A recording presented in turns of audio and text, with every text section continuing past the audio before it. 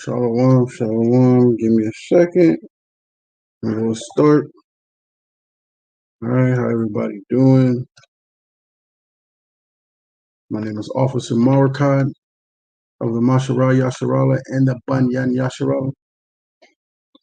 Coming to y'all with another Shabbath services. I hope everybody's keeping the Sabbath. You're not doing anything against the law. You're not breaking the law. You're not out driving. You're in the house. All right, you're reading. You're in the Word. All right, you're staying diligent.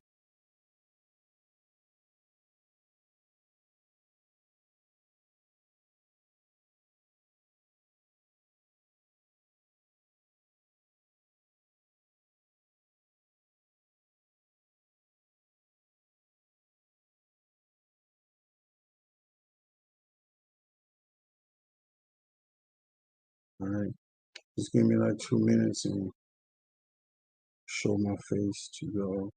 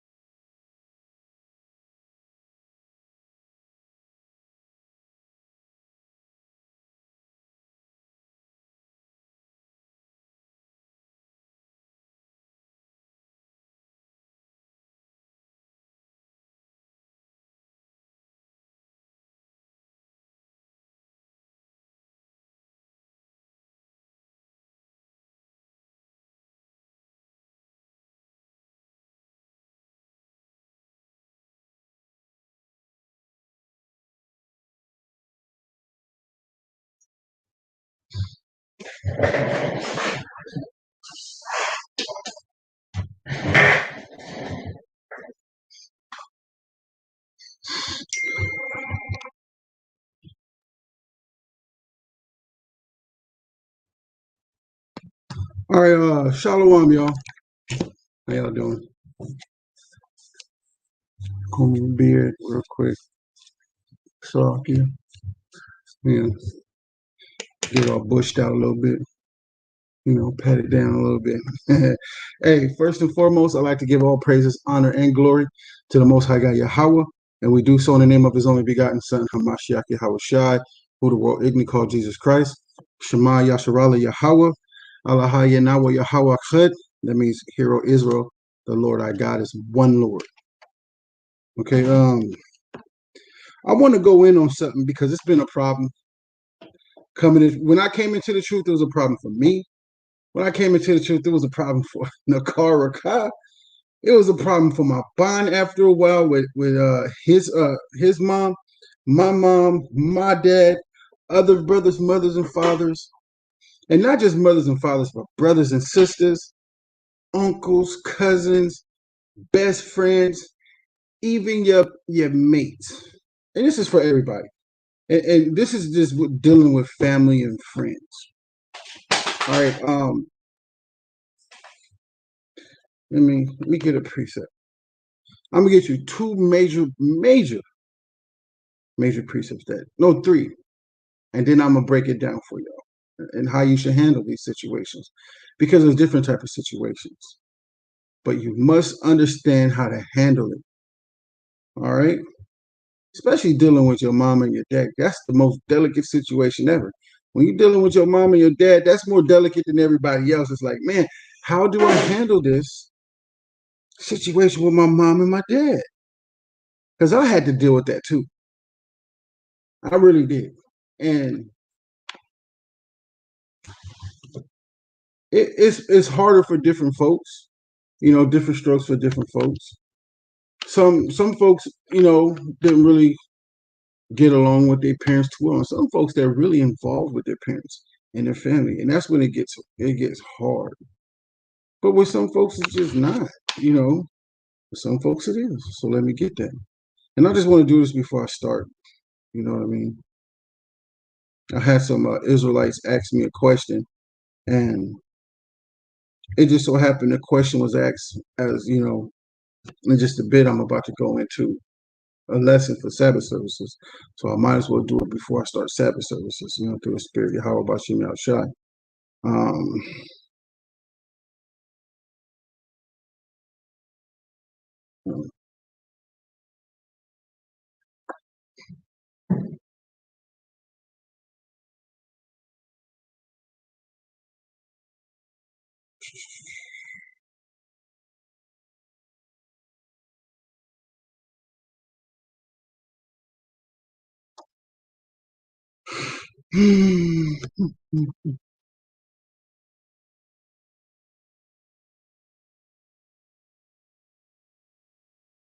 what will I start?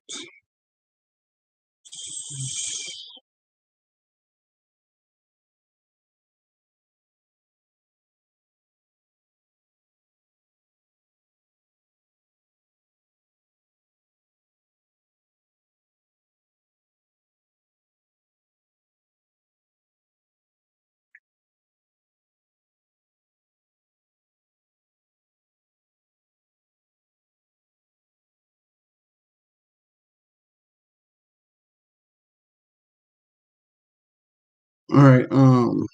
This is the first one I'm gonna give y'all. This is Matthew chapter 22, verse 36. I'm gonna start at 33.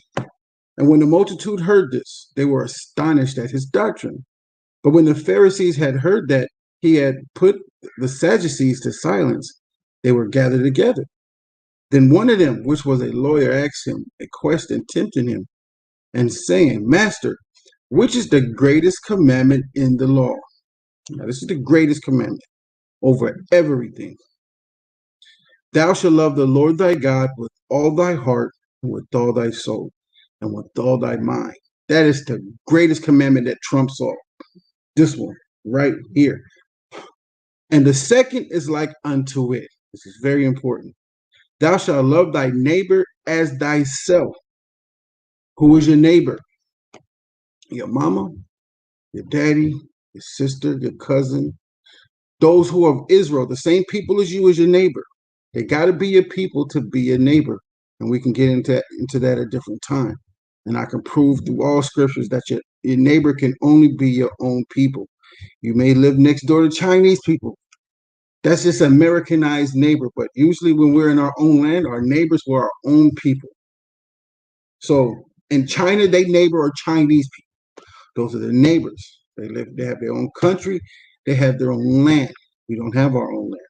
We live amongst everybody. Okay?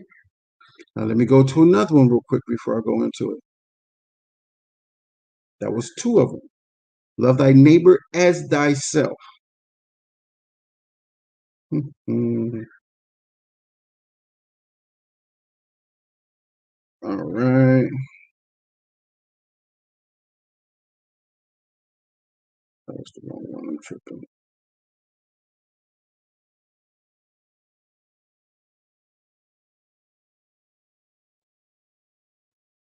All right.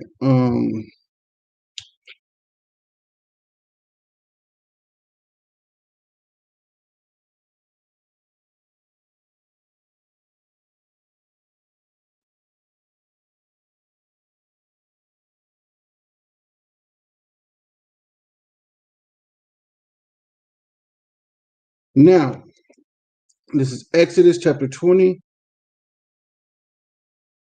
and verse 12. It says, honor thy father and thy mother, that the days may be long upon the land, which the Lord thy God giveth thee. At this time, we're in Exodus, at this time, in Exodus, when we were in Exodus, people was just learning the law. People was coming into the law, right? We were just being baptized into the covenant. So this says, respect thy mother and honor thy father and honor thy mother. That's respect. Now, let's find out what happens when mama and daddy don't keep the law. Let's see.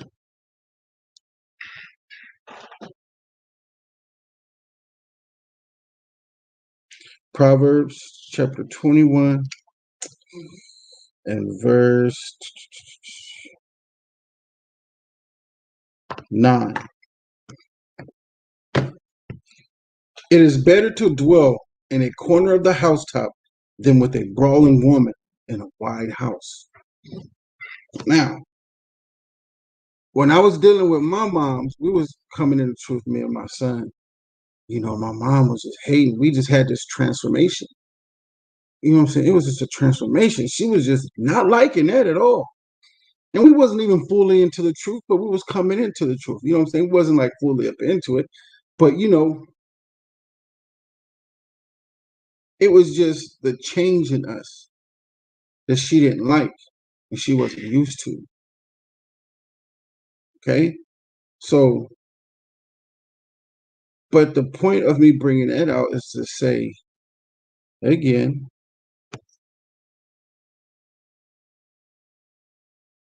it is better to dwell in a corner of the housetop than with a brawling woman in a wide house. That's a separation. That means you're over here and she's over here. You guys are both separated. Who wants to deal with a contentious and brawling woman? Or even your father, or even your brother, or even your friends, or even your cousins. Okay, you don't want to deal with that mess, right? So let me go to somewhere else.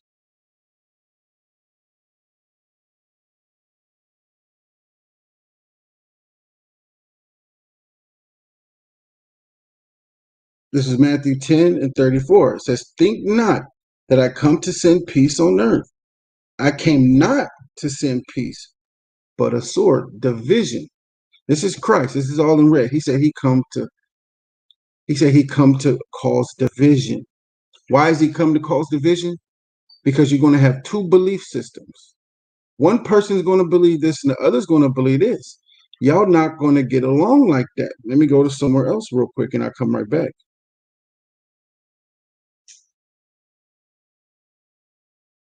This is Amos chapter 3 and verse 3. Can two walk together except they be agreed?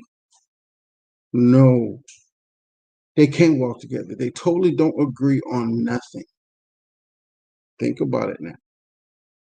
You and your sister was tight. Your homegirl, you and your homegirl was tight, but y'all got two separate beliefs, and you don't believe that, and she don't believe this. Now, what you do? Y'all gonna be stuck.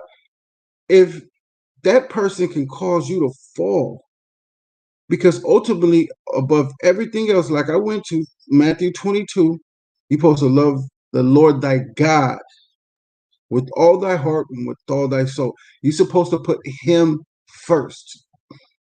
You put the Most High first before everybody else. That's your creator. He created you. There's nothing else you can do. That's the creator. The creator created you.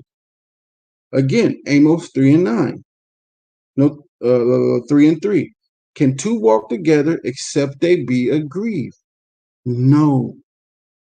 If y'all don't agree, you can't walk together. So if you can't walk together, you're going to separate. Why? Let me go back over here. Matthew.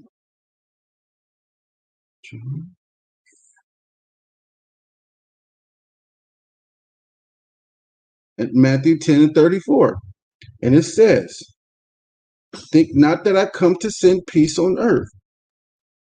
I am not come to send peace on earth. It's like, think not that I come to send peace on earth. I came not to send peace, but a sword.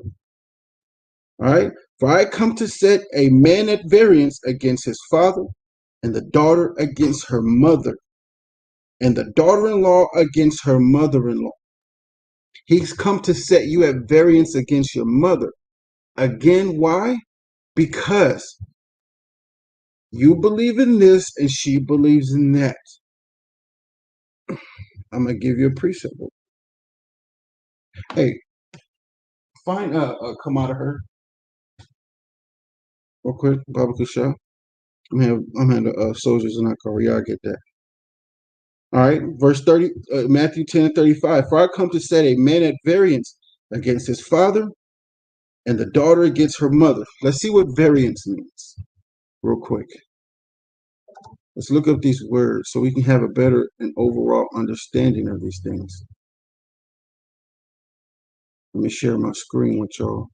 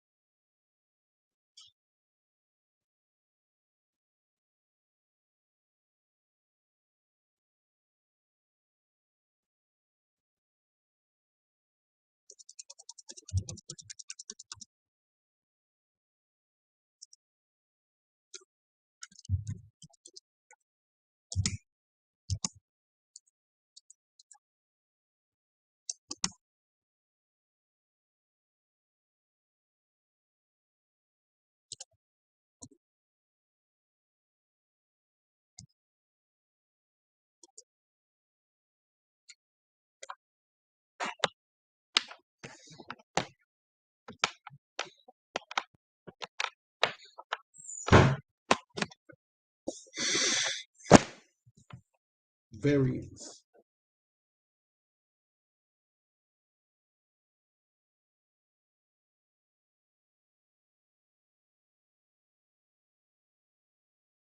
The fact or quality of being different, divergent, inconsistent. All right, disagreement, conflict. He's going to set you at conflict with one another. You guys are going to have disagreements. All right, discrepancies, variations, differences. Let's look at more. All right, contradictions, imbalance, out of line, disagreeing, clashing, conflicting, in opposition, out of step. All right, he's saying you're going to have these things. Let me go back.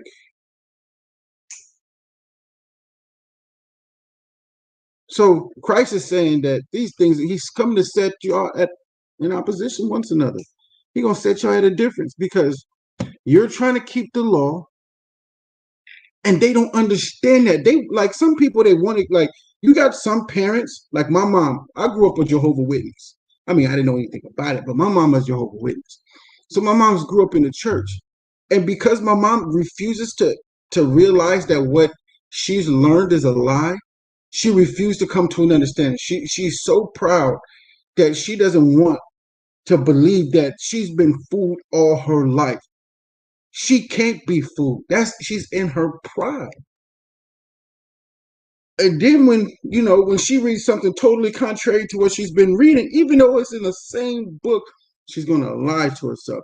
And because my mama lied to herself, no matter what I tell her and how I am with people, because of the Most High says to be this way, she's against it totally. My mom will go nuts. And trust me, my mama, when she believes that she is right by something, is hell. That's my mom. That's how my mom's is, man. I'm trying to tell you. Then she start drinking. And when she start drinking, ooh wee, man, Zana, am I right? I'm not gonna tell you what. Hey, what? Then once she start drinking, his hands down.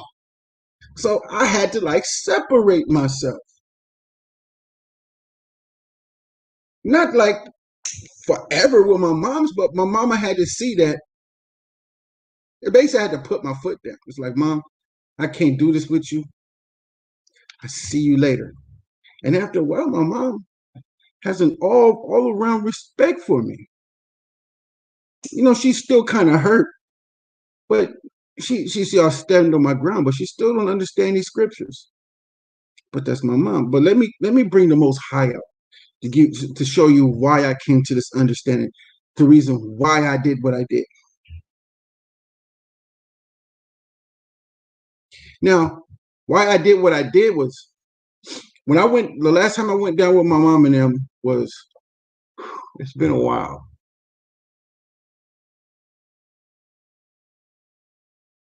Were we in the truth the last time we went to go see my mom?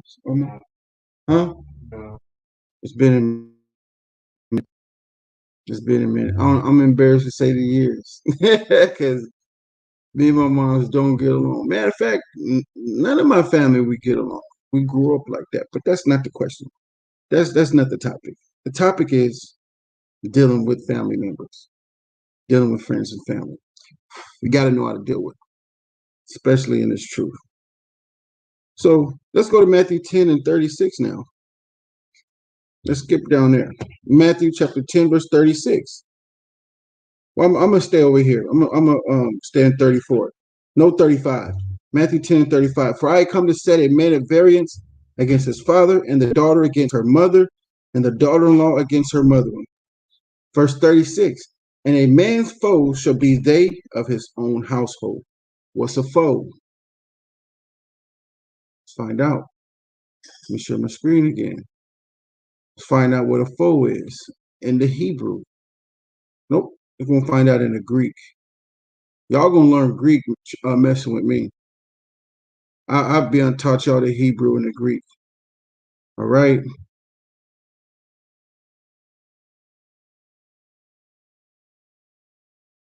The Latin. Greek language is just the Latin.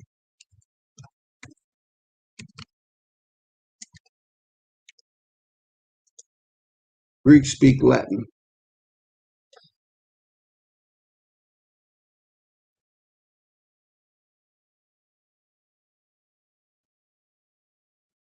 And your foes would be them of your own household.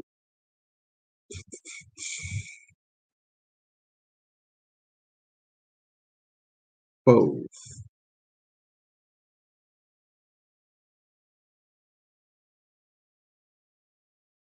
In the Strong's G 2190, ectros,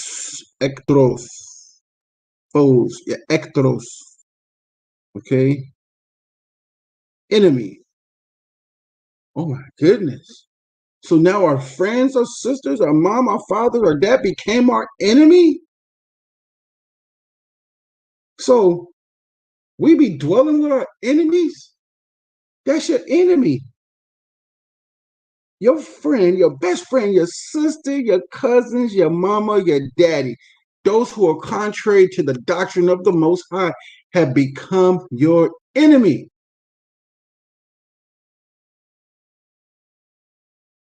So if you're brawling with your friend over stuff, it's like you don't do this no more, bro. I don't do this. Nah, man, I'm not doing that. I'm doing this. This is what I'm doing. This is the truth. And now it's like, nah, man, nah, bro, come on, man, you a dumb mother, bro, come on, man, with all that stuff, bro, come out with us, man. They have now became your enemy. Now you got literal household, and you have your bubble.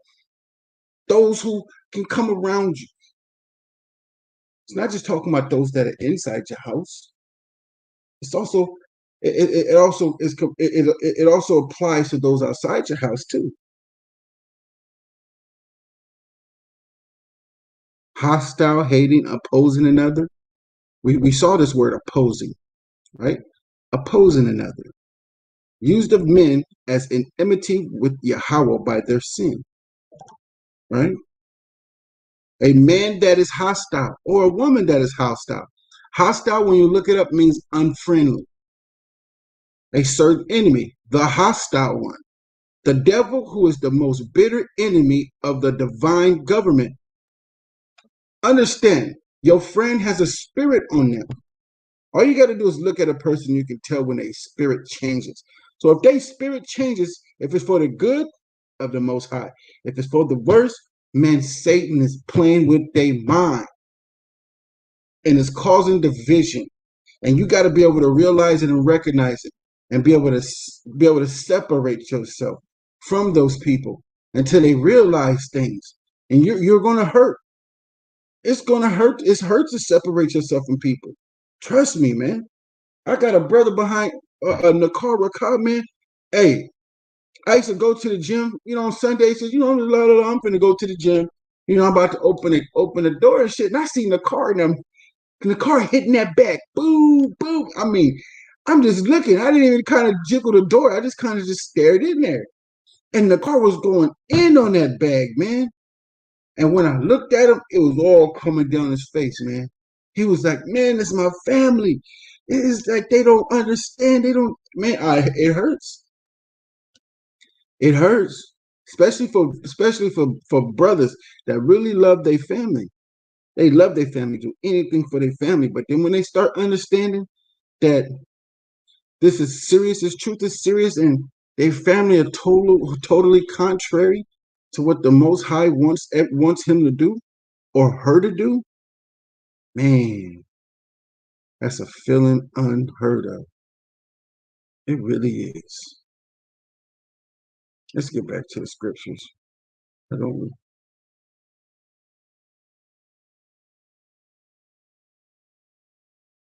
That's a feeling that you just don't want to go through. But if you want the kingdom, want everlasting life, let me get this. 2 Timothy 3:12. Let me boost y'all spirits up real quick.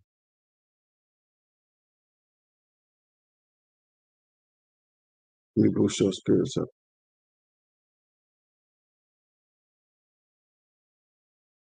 This is 2 Timothy chapter 2, verse 12. If we suffer, we shall also reign with him. If we deny him, he also will deny us. How you deny Yahweh and Yahweh Shai is by not keeping the law, by not sticking up for them, by not keeping the feast days, by not keeping the Sabbaths properly. You're denying God. You're allowing other people to take you out to do other things that you ought not to do. You're denying God. You're denying Christ, who died for us on the cross. He was hung on the cross. Hands with nails in them. Our big brother. Man. Let me get something else real quick.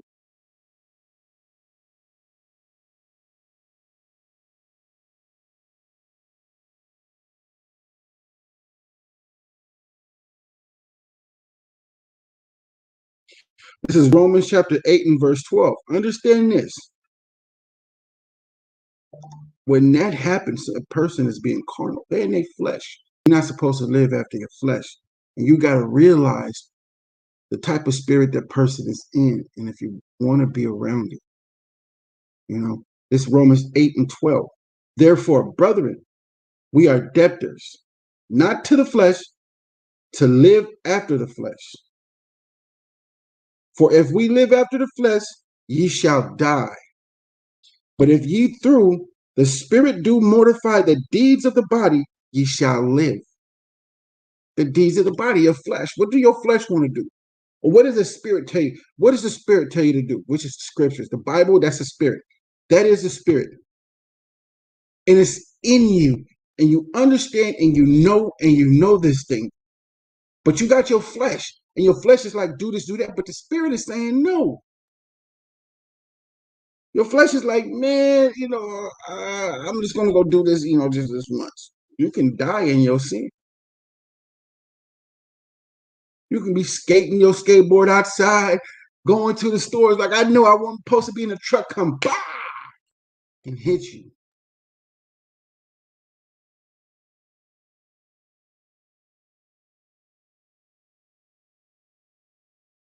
Let me go here real quick. This is what happened to me when I came to the truth. Me and my bond, and not everybody can do this, and I don't expect them to. But if you can, hey, all praises to the Most High Yahweh. Bashim El Shah. This Matthew 19 and 27. Then answered Peter and said unto him, Behold, we have forsaken all and followed thee. What shall we have therefore? For those who forsake all, right? Don't allow nobody to get you off. Don't allow nobody to take you off. I'm like, nah, man, I'm good. If you're you're gonna be here to try to cause me to go off and not keep the law, bro. I just don't need to deal with you. I don't, right? I don't need to deal with you. Verse 28, and Jesus said unto them, Verily I say unto you, that ye which have followed me in the regeneration, when the Son of Man shall sit in the throne of his glory, ye also shall sit upon 12 thrones, judging the 12 tribes of Israel. He's talking to Peter and the men, right? And everyone that and now watch this, and everyone that have forsaken houses, or brethren, or sister, or father, or mother, or wife, or children, or lands, for my name's sake, shall receive an hundredfold, and shall inherit everlasting life. But many that are first shall be last, and the last shall be first. Hey, you got that for me tonight? Go ahead. Revelation chapter 18, verse 4. Uh-huh. And I heard another voice from heaven. You what? I heard another voice from heaven saying, Read. Come out of her, my people. You got to come out of her, out of this transgression of the law. Don't ever break the law for nobody. Nobody. This is how you handle people. You forsake them. They'll learn. If they really want to be in your life, they won't try to do that ish no more, man. You got to step up to people. You got to stand up for yourself. Put your foot down and leave it there. So when they trip over it, you know they're going to keep tripping. Your friends, your father, your mother, your sister, your brother, your husband. Well, if you married, you ain't got nothing to do with that. That's just, you done. If you married, if you got a husband already, sisters, you belong to him. You chose him, you picked him. That's something that even the Most High is not going to take. He may kill that brother for you, or he may kill that sister for you. It'd be like, hey, that's a good brother right there. That woman is the devil. He might say, man, that's a good sister right here. I like her. I want her. I'm about to kill her husband. That way she'd be a widow. She'd be away from him because he's trying to get her to go off. The Most High just wants you to follow him. Finish reading that. My people, that ye be not partakers of her sins, that ye receive not of her plagues. Start over again, Baba Kusha. And I heard another voice from heaven saying, Out of her, my people, that ye be not partakers of her sins, and that ye receive not of her plagues. This is how you deal with family and friends. This is the only way to deal with the Most High. Hey, the Most High is a man of war. He's telling you only. I'm bringing precepts up. This is how the Most High say to deal with people like that. Matthew 10 and 40.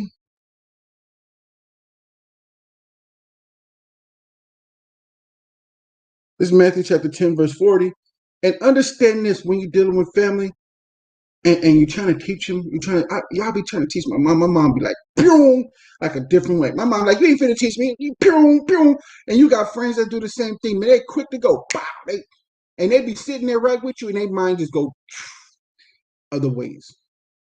Matthew 10 and 40. He that receiveth you receiveth me. And he that receiveth me receiveth him that sent me. He that receiveth a prophet in the name of a prophet shall receive a prophet's reward. That's what I want to bring out. So let's get with Shabbath services, man. And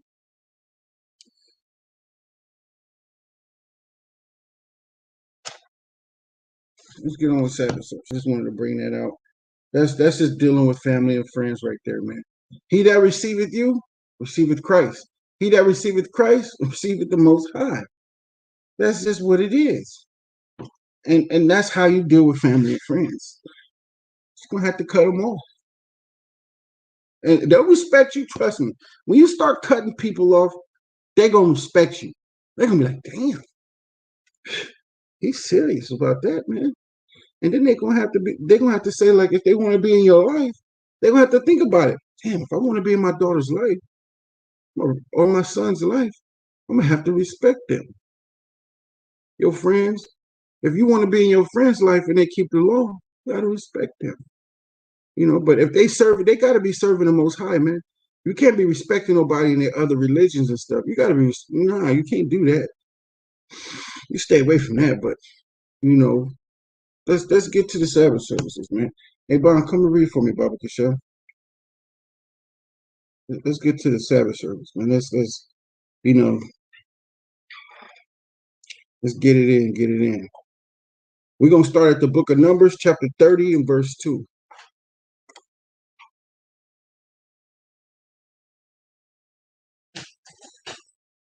Now, we're going to be going in on vows, swear. A lot of people be like, I swear. Numbers 30 goes in on it. Oaths, which is a promise. Swear which is a charge. You charge somebody to it. Or you can charge yourself. I swear. You're charging yourself to it. And you can't break a charge. A vow is a promise. All right. Binding your soul is you're obligating yourself to something. You're binding yourself to an obligation to do something. A bond is a binding obligation or a vow. It's like a promise. We are in bonds together. You binded yourself unto me, like you obligated yourself unto me. That's like a courtship with the woman. When you courtshipping with the woman, that's how she becomes your wife. It's without consummation. She has bonded her soul in the bindship to that man. She belongs to him now. She can even commit adultery by talking to another man. So, and this is about to go over it. So anybody who wants to understand courtship, now is the time to sit down, take notes, get a pencil and paper, and get an understanding from this chapter we start at first. Okay? So, Bon Baba Kusha. Hold on, matter of fact, I'm gonna share my screen so people can see what I'm gonna go into. So if y'all want a better understanding of courtship and what it is, this is it.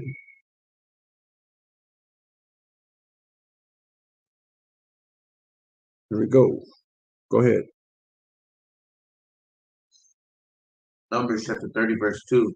If a man vow a vow to the Lord, swear an oath to bind his soul with the bond, he shall not. Start at verse 1. I'm sorry. Just start at verse 1. Let's go into Numbers chapter 30, verse 1. And Moses spake unto the heads of the tribes concerning the children of Israel, saying, This is the thing which the Lord hath commanded. Right.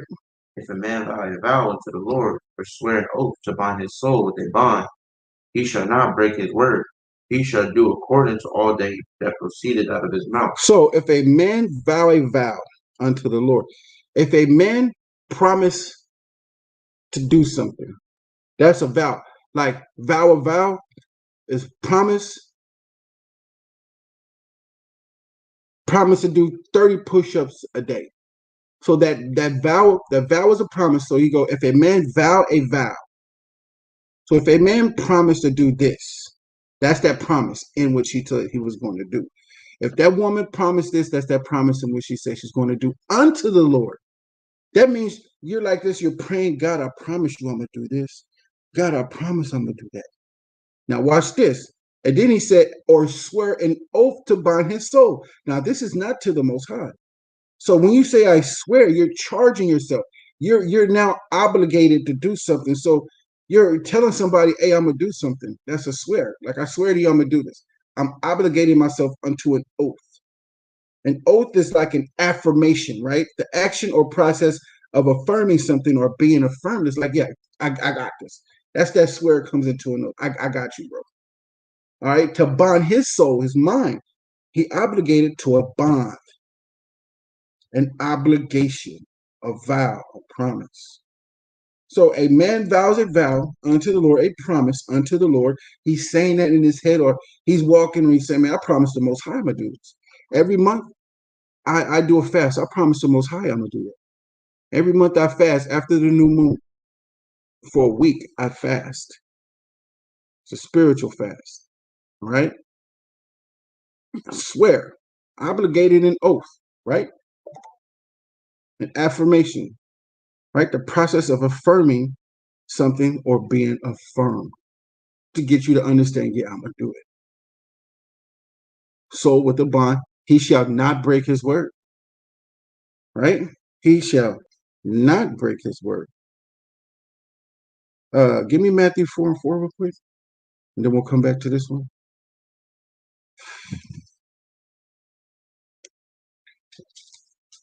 Matthew chapter 4, verse 4. Uh-huh. But he answered and said, It is written, Man shall not live by bread alone, by every word that proceedeth out of the mouth of God. So, but by every word that proceedeth out of the mouth of God, right here. These are the words that proceedeth out of the mouth of Yahweh. These words. So a man should not live by bread alone, not sustenance of eating. You know, you got to eat to live. Cool. In order to live, you're going to have to live by the word of Yahweh. Matthew 22, remember? That's the first commandment. Let's love the Lord with all thy heart. You got to love the Most High first. If you can't love the Most High, it's impossible to love somebody else. That's you worshiping the creation and not the creator. How you going to love the creation? That's your mother, your father, your sister, your son, all those people he gave you to be around you, to love. He gave them to you. He allowed you to have them. He could take you just like that and you will have no one. So how are you going to love the creation more than the creator? That is not a bad thing, to love the Most High first and put him first. Because if you love the Most High and put the Most High first, you're going to love your mother better, your father, your husband, and everybody else better. Period. And you know, a lot of relationships will last a whole lot better and longer if women and men love the Most High first. The relationship will last a whole lot longer. Right? Right. Read verse 3. Not chapter, but verse 3. Now it's going into a woman. Go ahead. Numbers 30:3. If a woman also vow a vow unto the Lord and bind herself by a bond, being in her father's house in her youth. So now if a woman makes a promise to the Most High God, right? Now let's see. Because a man, once he makes a promise to the Most High God, can't break it. Nobody can come along. Yes, they can. His elders. His elders can listen to him like after he made it, because they roll as our fathers, and they be like, nah, you ain't doing that. So go ahead. So now this is a woman, verse 4. And her father hear her vow, and her bond wherewith she hath bound her soul. Right. And her father shall hold his peace at her, then all her vows shall stand.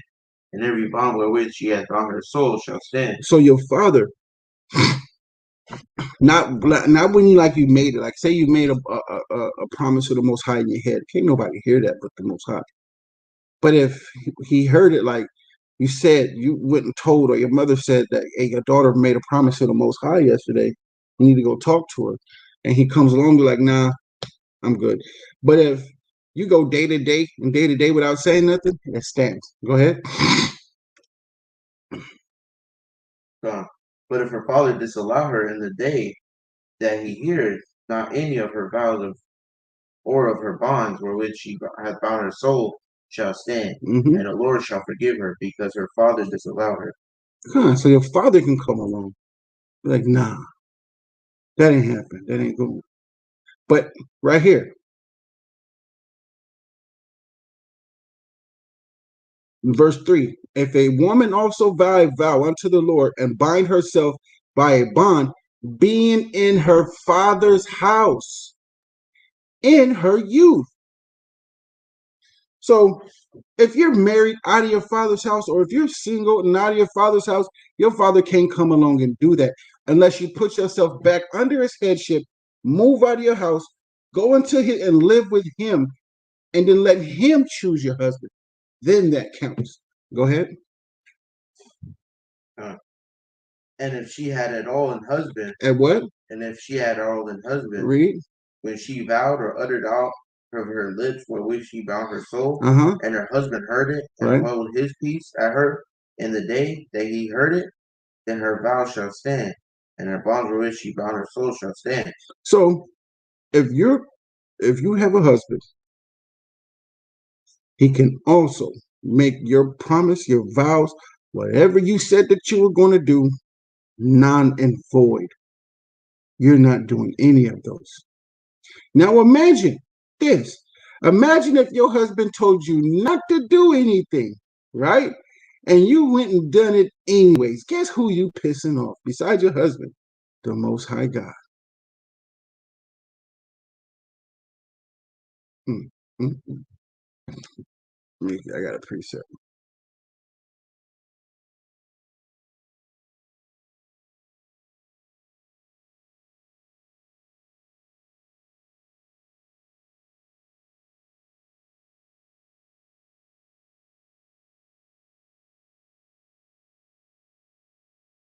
This is Hebrews chapter 10, verse 26.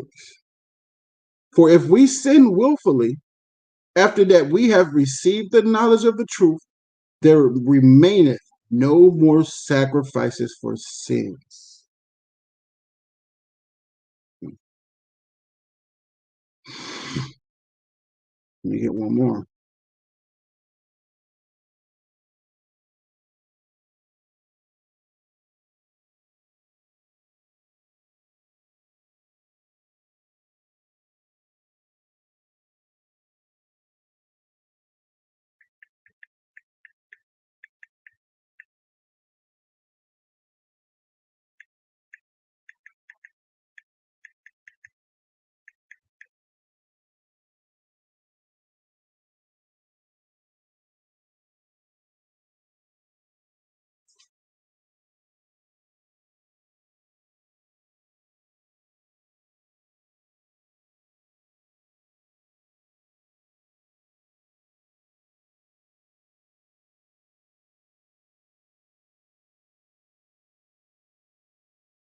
This is Deuteronomy chapter 7 and verse 10. I'm gonna start at 9. Know therefore that the Lord thy God, he is God, the faithful God, which keepeth covenant and mercy with them that love him and keep his commandments. Commandment is a law. If I command you to do something, that's a law. When you look it up, commandment is a law. So he said, which keepeth covenant and mercy with them that keep, which keepeth covenant and mercy with them that love him and keep his commandments to 1,000 generations, and repayeth them that hate him to their face. So if you love him, you keep his commandments. But if you don't keep his commandments, you hate him.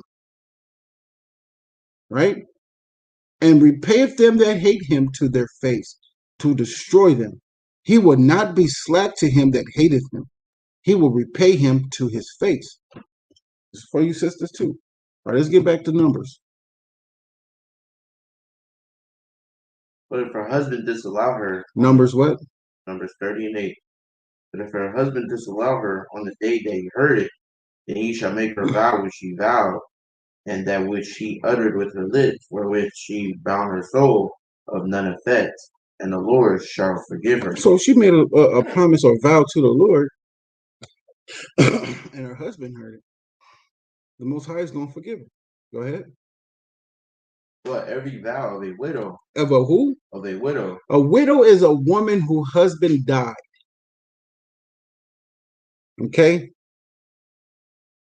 The fatherless can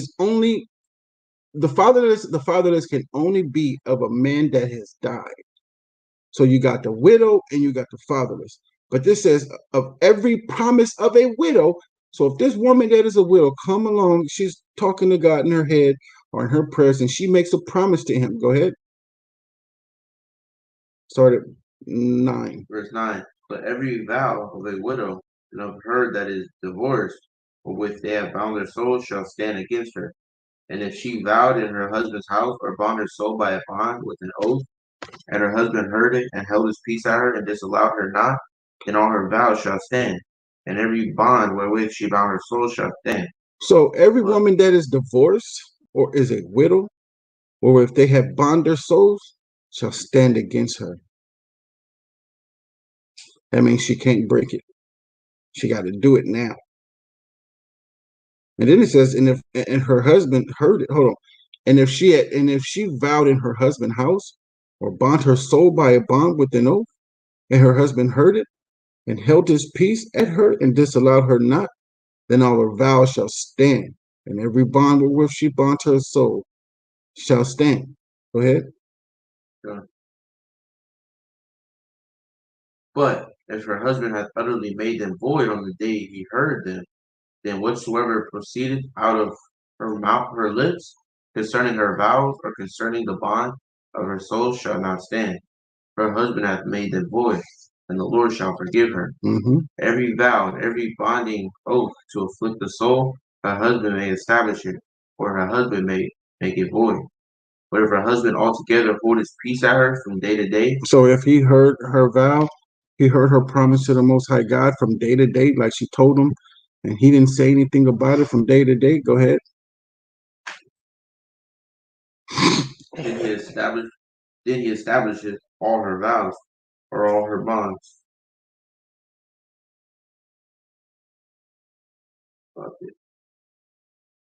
So from But if her husband altogether hold his peace at her from day to day, then he establisheth all her vows or all her bonds which are upon her.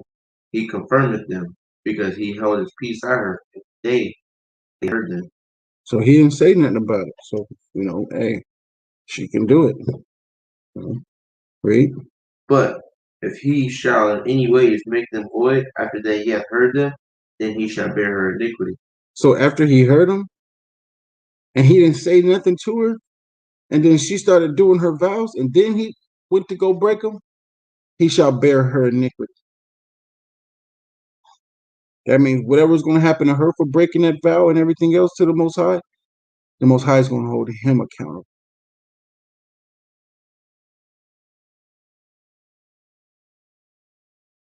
Moses, between a man and his wife, between a father and his daughter, being yet in her youth in her father's house. In her youth, in her father's house. All right. So, got women that don't have husbands, get you a husband. That's your protection. You were created to be a help meet, but you just can't get any husband. You can't just get a husband because your flesh is hurting and you just want a man. Nah, man. Get you a man of the Lord, a man that's going to be real firm and stern with you. You don't want no dude that just agrees with you. Nah, man. A man of the Lord ain't going to send you no beta male, one that you can walk all over. That's one the Most High is not going to send you. You need to get a man of the Lord, one that's going to tell you, shut the hell up and sit down. And you do it. And men like that don't talk like that for nothing. We just do that to test y'all. But we know that gets on y'all nerves. That's why we do it. All right, now call Shirah, the bar Yahweh, Anaya Shai with Nashamai. All that Yahweh said, what we doing here. Now let's go on to Numbers 31.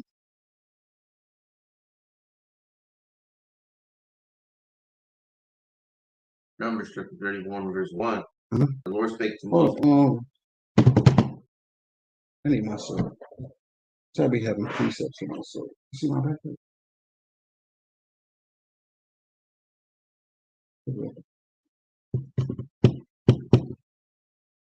Hold on, y'all. I need to get my sword.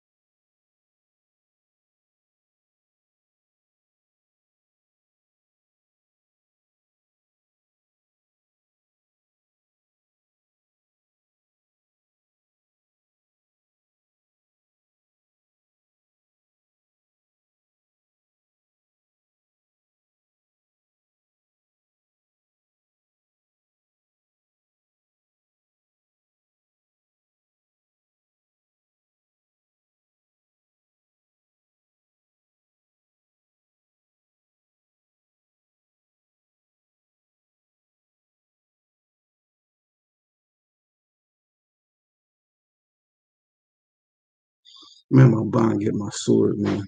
I was reading off the screen. I can't read off the screen like that. So I'll be having precepts.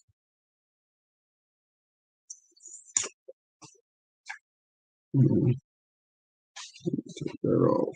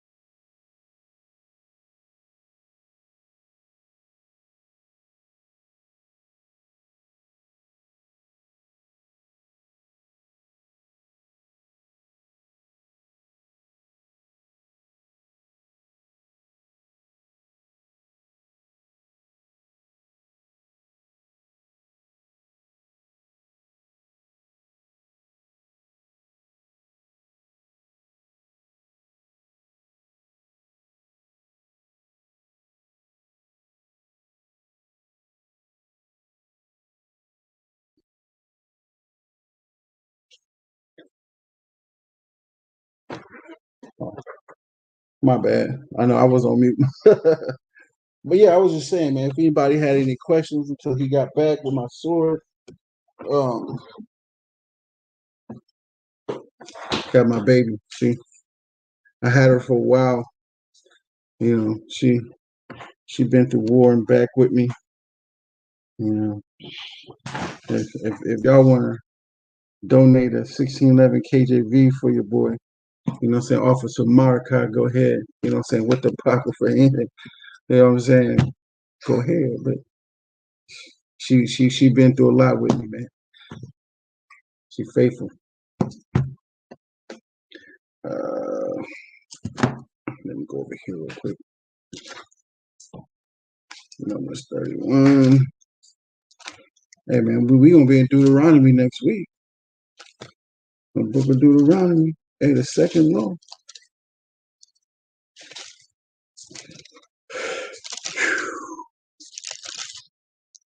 Here we go. Here we go.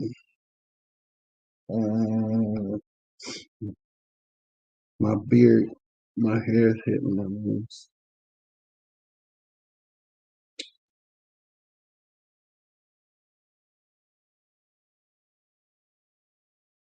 All right, go ahead. Numbers chapter 31, verse 1. Right. And the Lord spake unto Moses, saying, Right. Avenge the children of Israel of the Midianites. Say what? Avenge the children of Israel of the Midianites. Afterward shalt thou be gathered unto thy people. Mm-hmm. And Moses spake unto the people, saying, Arm some of yourselves unto the war, and let them go against the Midianites, and avenge the Lord of Midian. So why was they going? Whoever followed us, I say 2 weeks ago, would understand this on why we went to war with the Midianites. Brian, you want to break that down? Go to Numbers 25 and 16. Let them see what happened and why we was going to war with the Midianites.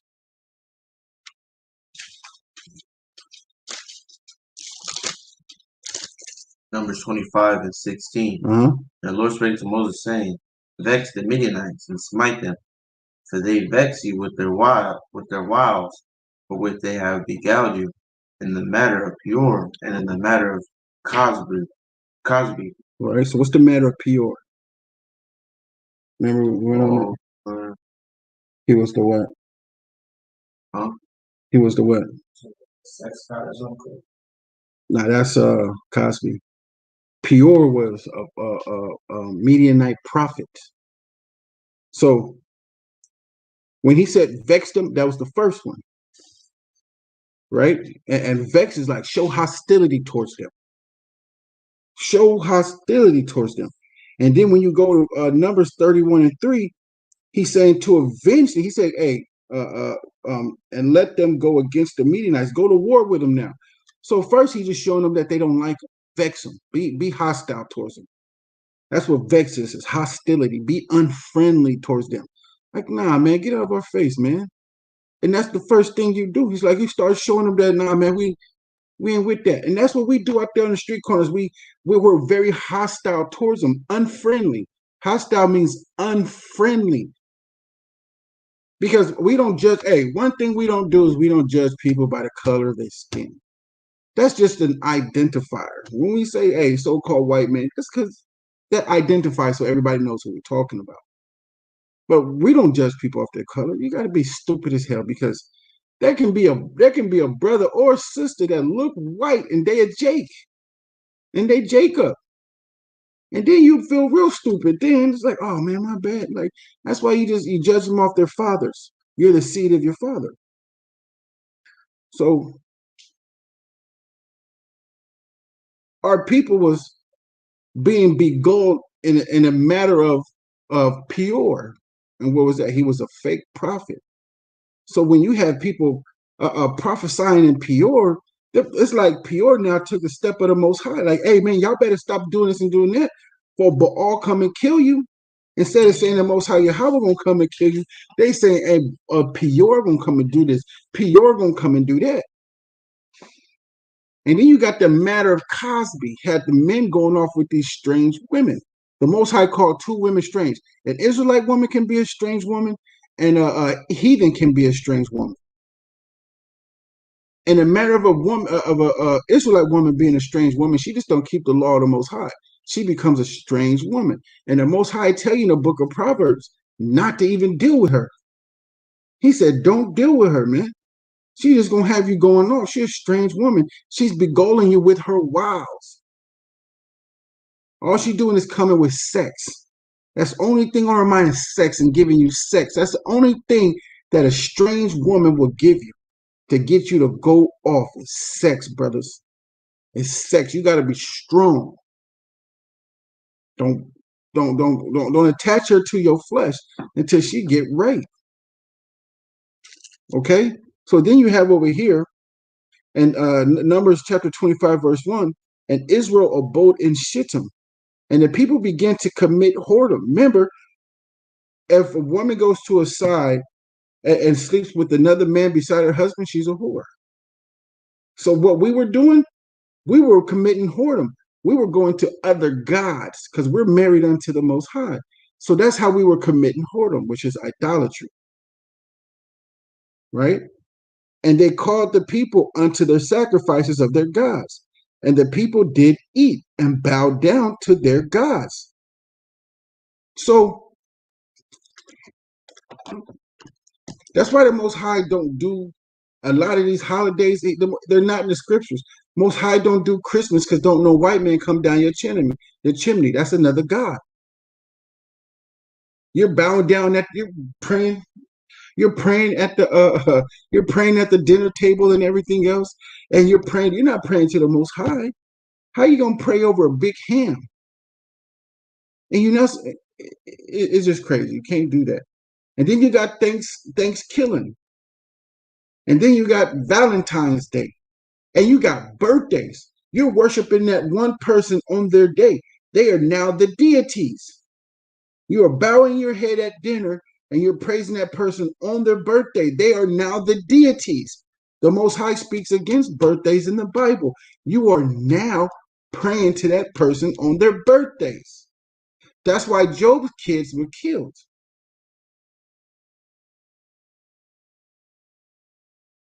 All right, we'll go back to 31 and verse 4.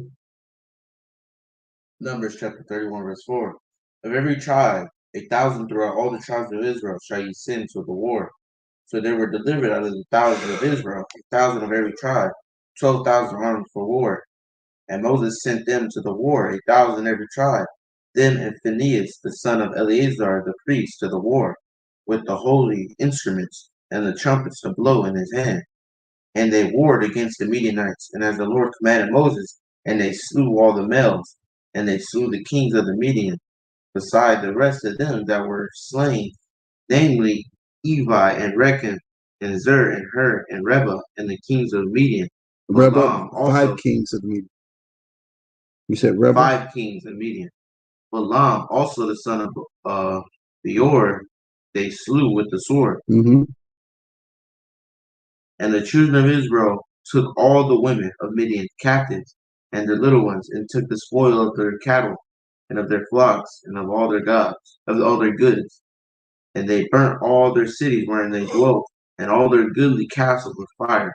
And they took all the spoil, and all the prey, both men and of beasts. And they brought the captives, and the prey, and the spoil unto Moses and Eleazar the priest, and into the congregation,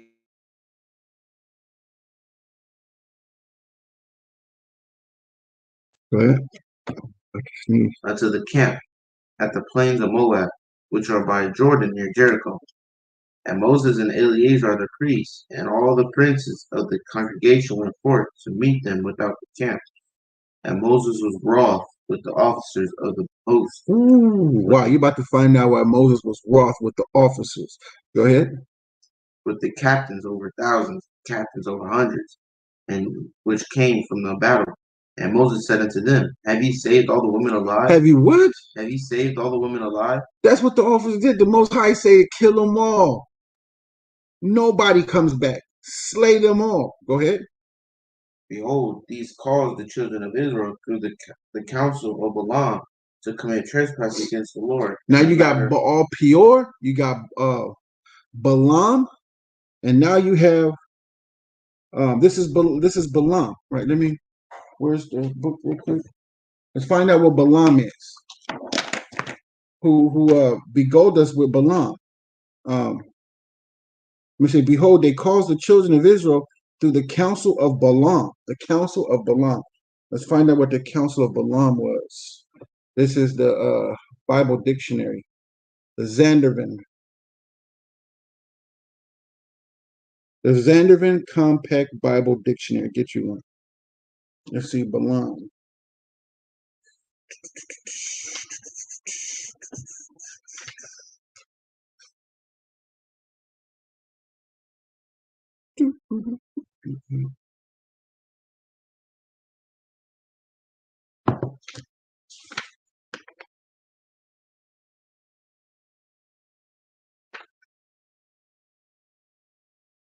Okay, Balaam.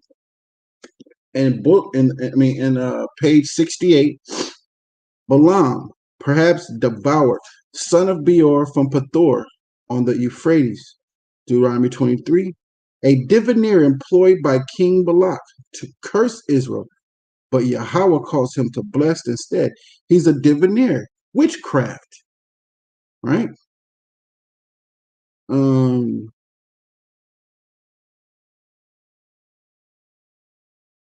All right, tried to turn Israelites from Yahweh and was killed by them. In the New Testament, he is held up as an example of the pernicious influence of hypocritical teachers who attempt to lead Yahweh's people astray. So in witchcraft, you got television, he was just beguiling them in witchcraft and tricks and things like that to get the men to go off. Probably to believe in Balaam and everything else. We got magic, those wizards and everything out in Las Vegas and showing tricks and doing this and doing that in a matter of Balaam. That's how they was fooling the men. So when he said, behold, these caused the children of Israel through the counsel of Balaam to commit trespass against the Lord in the matter of Peor, of prophecy and prophets. He was prophesying and he was acting like he was a God doing tricks and getting them to follow him. That's how the men of Israel were starting to follow him. He was acting like a prophet doing tricks and everything else. That's how he was triggered in a matter of Balaam Peor. Go ahead. And because Peor is like one of those false prophets from a different nation, but Balaam is like doing tricks and wizardries and stuff like that. Go ahead. So if your kids want to go to a magic show or circus, don't take them. The Most High don't allow that. He don't like all that wizardry. He don't like all that magic, all those magic shows and things like that. No, don't do it. Don't let your kids do it. You don't take your kids. You are sick if you say I'm doing that for the kids. No, you're not. You're killing them. If you're an adult and your kids are going to be adult one day and your kids are going to be like, well, I don't want to do that, but because the Most High don't want me to do that, and you have your kid teach their kids to do it, you are now sick because you have a line of people going off now. Go ahead.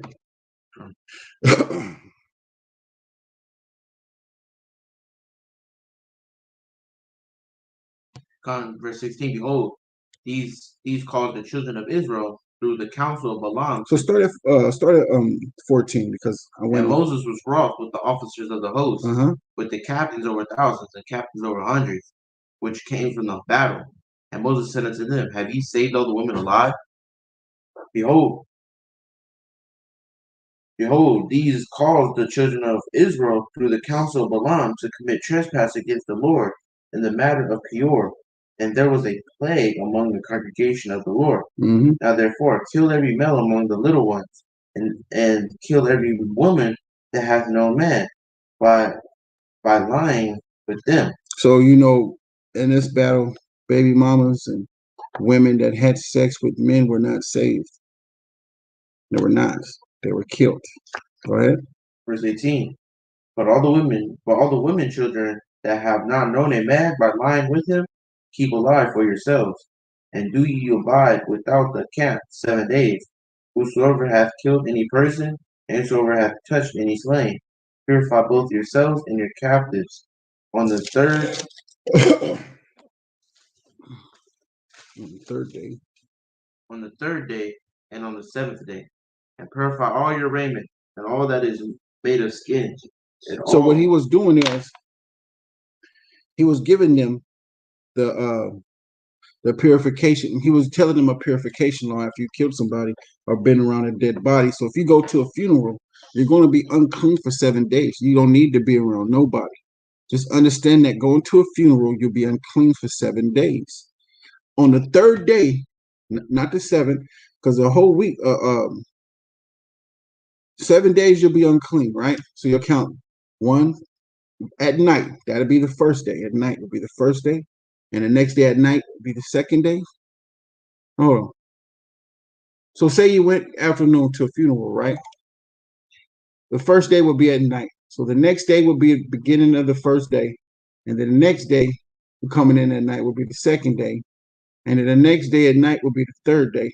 And at that night, that's when you'll go and get the purification and everything else and get sprayed down, hyssop and stuff, other stuff we ain't going to be able to have, ashes of a heifer and all that stuff. But you can get some hyssop, boil it, put it in a bottle, and you can try to keep the law. So you get some hyssop, boil it, let it cool down, put it in a bottle.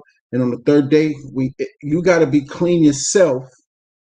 Shower before the evening, before it's real dark, and make sure you have on clean clothes and you wash your head and everything else, and you spray that person. On the third day, cool. You leave them where they at, and then on the seventh day, you come back and you do the same thing, and they clean. They're spiritually clean. All right, go ahead. Come and purify all your raiment and all that is made of skins and all work of goat's hair and all things made of wood. And Eleazar the priest said unto the men of war which went to the battle, this is the ordinance of the law which the Lord commanded Moses, only the gold and the silver, the brass and iron, the tin and the lead, everything that abide the fire, he shall make it go through the fire, and it shall be clean. Nevertheless, it shall be purified with the water of separation. And all that abideth not in the fire, ye shall make go through the water. So the water of separation is, you just got to go read it and you'll understand it right now, okay? But the water of separation is you use with the ashes that are over by the altar and stuff. No, not over by the altar. Just go read it, okay? And you understand what it is, but we can't do that because it's unlawful in this land to do that. And maybe if it's not unlawful, you're not a Levite to be doing it anyways, and just can't be doing it, okay? Some things us men can do as a priest, some things we can't because we're not a Levite. Go ahead.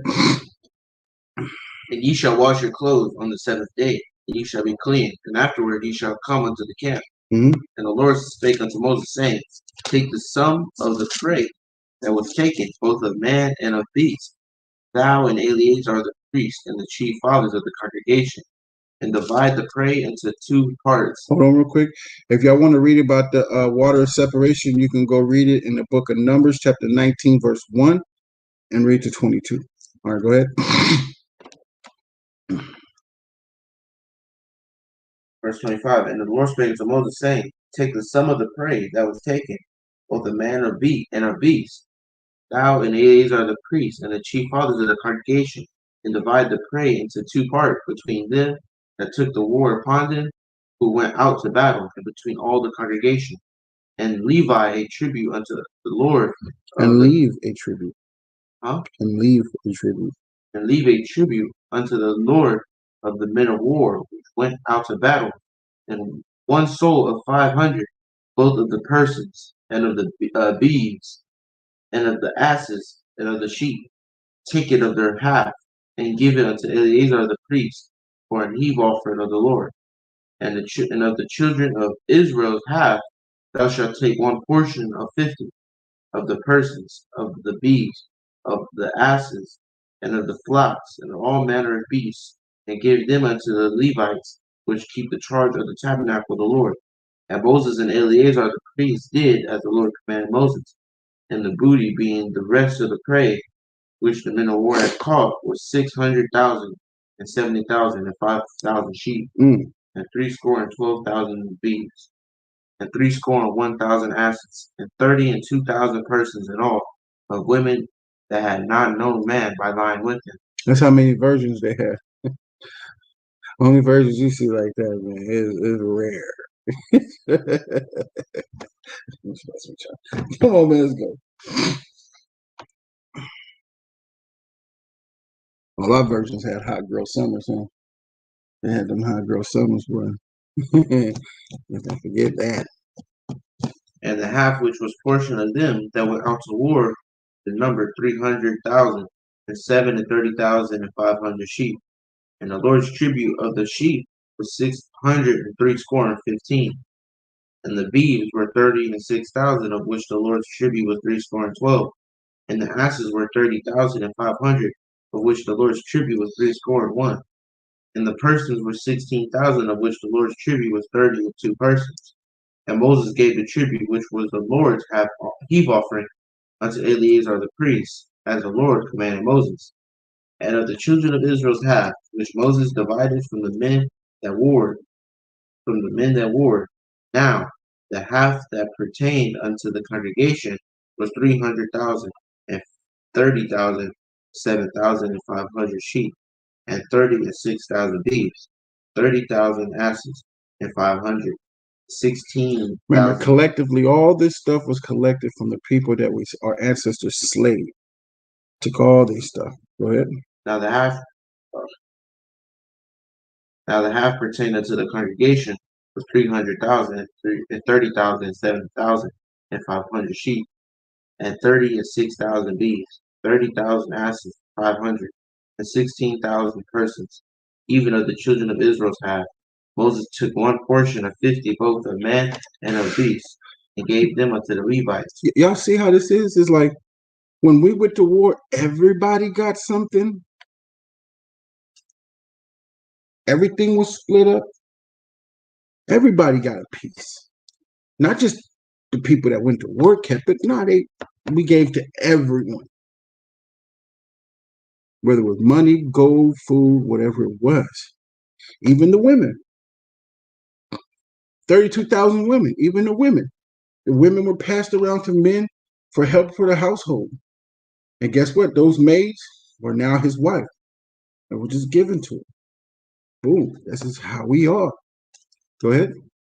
Which kept the charge of the tabernacle of the Lord, as the Lord commanded Moses. And the officers which were over thousands of the hosts, the captains of thousands, the captains of hundreds, came near unto Moses. And they said unto Moses, thy servants have taken the sum of the men of war, which are under our charge, and there lacketh not one man of us. We have therefore brought an oblation for the Lord, what every man hath gotten of jewels of gold, chains and bracelets, rings, earrings, and tablets, to make an atonement for our souls before the Lord. And Moses and Eleazar the priest took the gold of them, even all the jewels, and all the gold of the offerings that are offered unto the Lord, of the captains of thousands, and the captains of hundreds, 16,750 shekels. So that's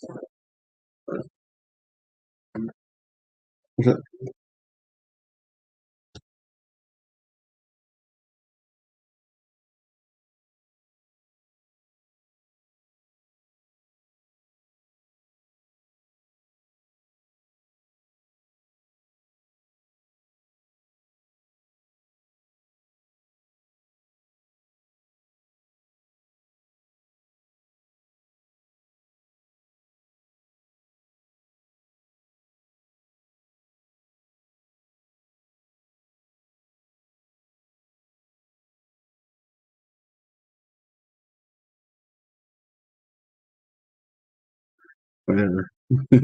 Don't mean nothing to me. Go ahead. Don't mean nothing to me. Go ahead. Go ahead.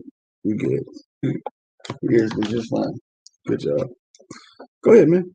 Please. Thank you. 52. And all the gold of the offering that they offered up unto the Lord of the captains of thousands and of captains of hundreds was 16,700 shekels. For the men of war had taken spoil, every man for himself. And Moses and Eleazar the priest took the gold of the captains of thousands and of hundreds, and brought it into the tabernacle of the congregation for memorial for the children of Israel before the Lord.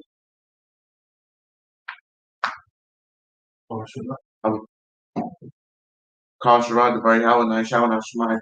All the hours still will here.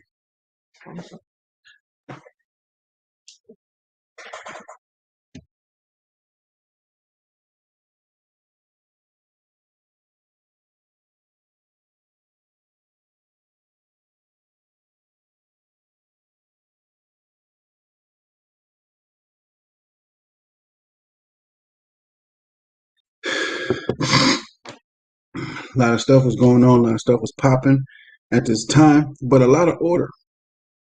Men were in order right here, and we was in order. Except when the Most High say, kill everybody, he do something, be obedient and do so. Don't save the women that made us go off. Because guess what's going to happen, man? Hey, y'all, they saved those women alive. Hopefully the war scared the hell out of them, but guess what's going to happen? Now, understand this, those women that those men are going to take hold of and have baby with, those women are going to try to teach their babies their language, their customs. Watch. Watch what happens, man, for not listening to the Most High. Most High is going to be drinking his cup, his goblin cup, whatever the freak is called, and he's going to be looking at us like,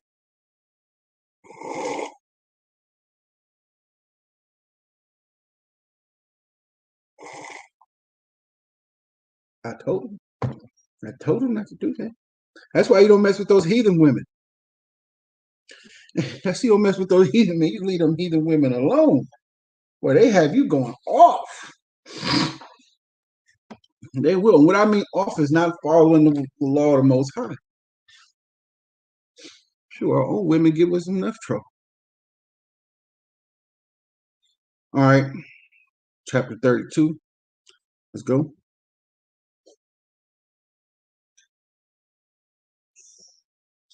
This is Numbers chapter 32, verse 1. Now the children of Reuben and the children of Gad had a very great multitude of cattle. And when they saw the land of Jazer and the land of Gilead, that behold, the place was a place for cattle. And the children of Gad and the children of Reuben came, and they spake unto Moses and Eleazar the priest, and unto the princes of the congregation, saying, a TORAH and Debon, Jazer and Amram and Hashbon and Elah and Shebam and Nebo and Beon, even the country in which the Lord smote before the congregation of Israel, the land for cattle, and thy servants have cattle. Wherefore said they, if we have found grace in thy sight, let us land be given unto thy servants for a possession, and bring us not over Jordan. And Moses said unto the children of Gad, to the children of Reuben, shall your brethren go to war, and shall ye sit here? And wherefore discourage ye the heart of the children of Israel from going over into the land? So what's going on, Zanakoria? So basically, is that Reuben and Gad wants to stay over in his land, Gilead, to keep their cattle and everything like that. And they just want to settle in his land. But if they settle in his land, they're not going to go forth to war Jordan to well, that's what Moses thinks. Yeah, that's what Moses thinks. That's not going to happen. Well, I know it's not going to happen because I read it before. But do you like, because Moses, why would Moses think that about it? You know what I'm saying? Probably because they saw this land and everything else. Is like, but they did say we're gonna be here. They did say we're gonna stay here. Let me see.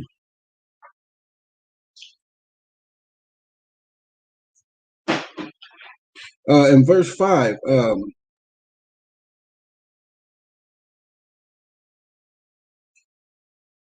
Wherefore said they, if we have found grace in thy sight, let this land be given unto thy servants for a possession, and bring us not over Jordan. So they did say, man, we don't let us go over Jordan. And that's why Moses came to what he said. That's why he said that's, you know what I'm saying? Gad tripping, man. You native Indians are tripping, man. Y'all tripping, bro. You know what I'm saying? And then you got you Seminole Indians, man. Y'all off right now, brother. Y'all off. All right? So finish reading.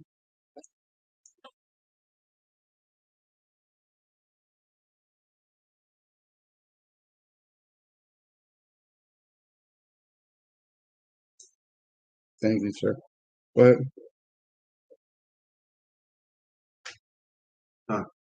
Verse 9. For when they went up into the valley of Eshcol and saw the land, they discouraged the heart of the children of Israel, that they should not go into the land which the Lord had given them. Right. And the Lord's anger was kindled the same time, and he swore, saying, surely none of the men that came up out of Egypt, 20 years old and upward, shall see the land which I swear unto Abraham, unto Isaac, and unto Jacob, because they have not wholly followed me. Right. Save Caleb the son of Jephthah, and Kenzite, Joshua the son of Nun, for they have wholly followed the Lord. And the Lord's anger was kindled against Israel, and he made them wander in the wilderness 40 years, until all the generation that had done evil in the sight of the Lord was consumed. Right. And behold, you are risen up in your father's stead, an increase of full men to augment. To augment yet the fierce anger of the Lord is toward. Augment is like grown and everything else, you know. See, he's basically saying like because of what he said in verse 5. He said, so what you gonna do? Stay over here? What are you gonna do? Discourage? That's gonna discourage the hearts of the people to see all this multitude drop back and stay there and not go off to war with them. That's gonna discourage the people. So we going to war, like, you know what I'm saying? Say, hey man, we on our way to get these dudes. You know what I'm saying? We finna go knock these. We finna go knock these. How can I say? We finna go get Esau. We finna go break Esau off, right? Let's say that. And then we got like 20 dudes going with it. Like, we good, man. It's 20 to 20. You know what I'm saying? And 10 drop back. That's gonna discourage everybody else. Like, hold on, man. So like, what's wrong with you fools? And that's what's happening. That's what Moses is like, nah, that's not gonna happen. Then the Lord gonna be mad because you a buster.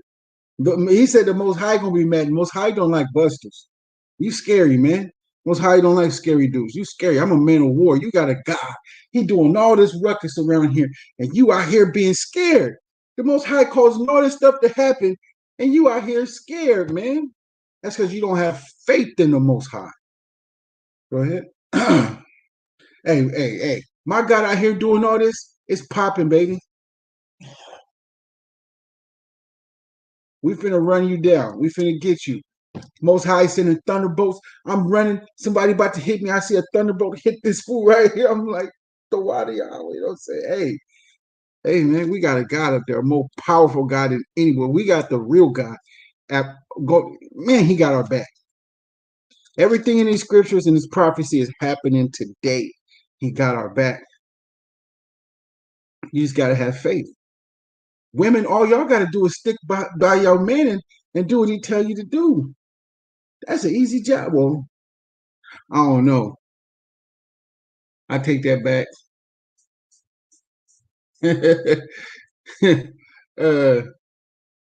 It goes both ways, though. It goes both ways. It's hard for brothers to keep the law.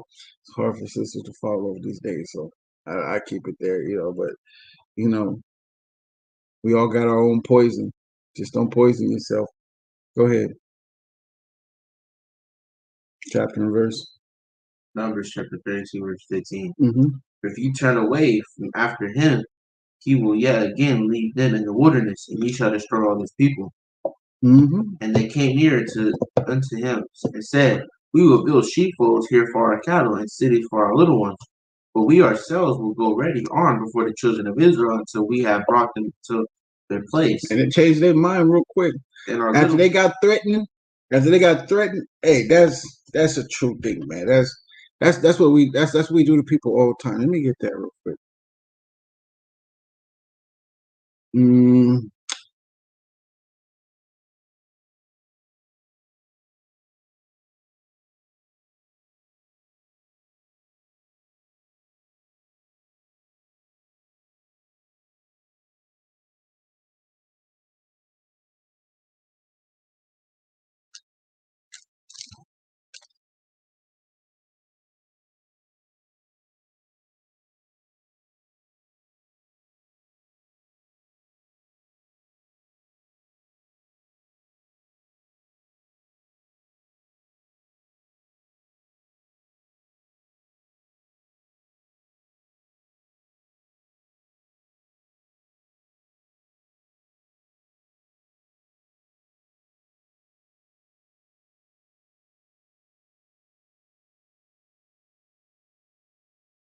all right. This is 2 Corinthians chapter 5 and verse 11. Knowing therefore the terror of the Lord, we persuade men, but we are made manifest unto Yahweh. And I trust also are made manifest in your conscience. All the things we be saying, y'all better stop that for you die, the Most High put you to death.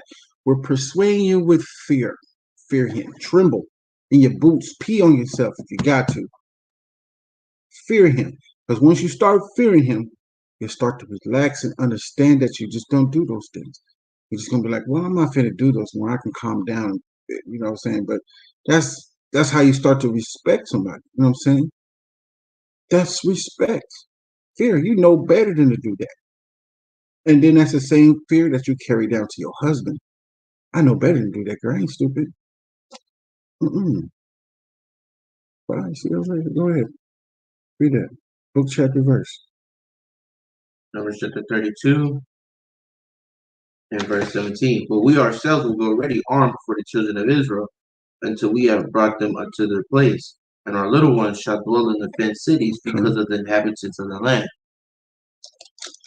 We will not return into our houses until the children of Israel have inherited every man his inheritance. But we will not inherit with them on yonder side Jordan forward, because our inheritance has fallen to us on this side Jordan eastward. And Moses said unto them, if ye will do this thing, if ye will go armed before the Lord to war, and will go all of you armed over Jordan before the Lord until he hath driven out his enemies from before him, and the land be subdued before the Lord, then afterward ye shall return and be guiltless before the Lord and before Israel, and this land shall be your possession before the Lord. But if ye will go ahead. But if you will not do so, behold, ye have sinned against the Lord, and be sure your sin will find you out. Build ye cities for your little ones, and folds for your sheep, and do which thou proceeded out of your mouth.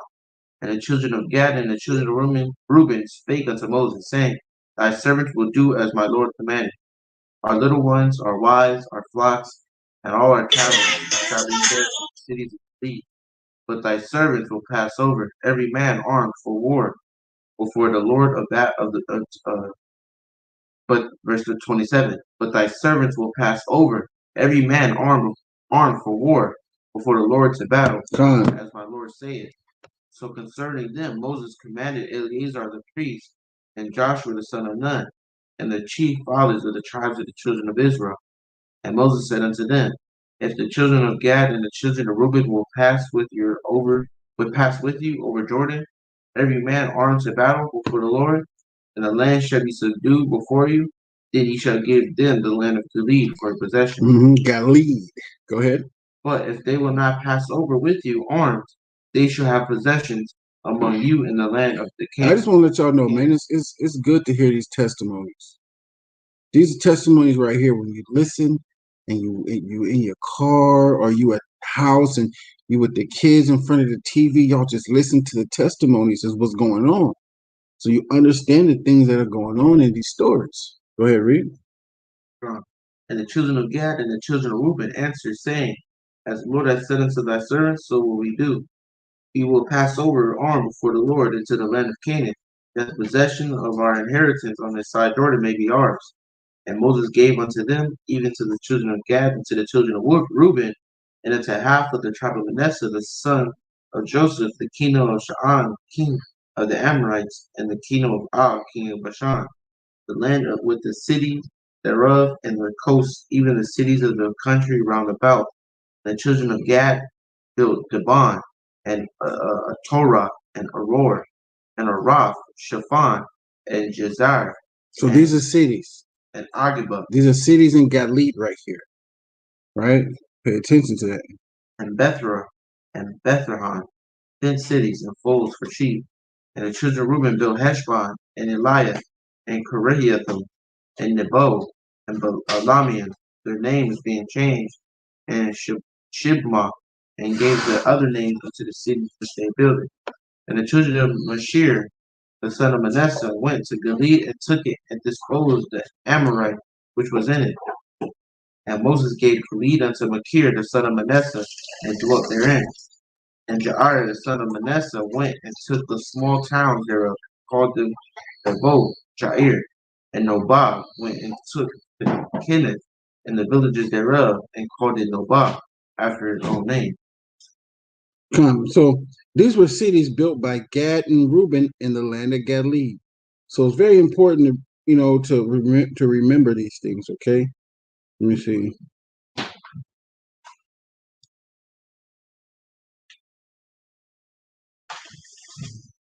So we in the stories, and you in the prophets, or you in the so-called New Testament, you will see those lands, and you can go back here and be like, okay, those are cities of Gad and Reuben, and the cities of Galilee. And if somebody else is in them, you can be like, no, that's a city of Gad or city of Reuben. Those are native Indians over there in that area. So when you look on the map in today, and you see where Galilee, the new name of it, what it's called in that region, you can be like, well, this is the city of Gad right here, in the land of Samaria. Go ahead. Oh, call Shirah, the bar Yahweh, Anaya Shawa, Nashaman. All that Yahweh said, what we doing here. Now, in this one, we're not going to read. This is all where we encamped. This is just a map of where we went right here. Okay? So when you look at the map today, you can go back here to chapter 33, and it will show you, and you can see where all the places are today. You can look at where things are today versus where they were before. So it's probably called something else. Like you got Jerusalem and Samaria, right? Used to be the land of Canaan. The Most High gave us the land of Canaan, and it became Jerusalem. All right. So all you gotta do is just go back, and you can find out the real names of lands and where they were before and everything else. Okay. So I just say Kasharah, right? Oh, Kasharah, Debar Yahweh, Anaya Shai, Shemai. All that Yahweh said, what we doing here. So every time we finish reading a chapter in the law, that's what we say. So if you don't know how to say it in the Hebrew, you just say all that Yahweh said, what we do in here. All right. So we're going to read in chapter 33.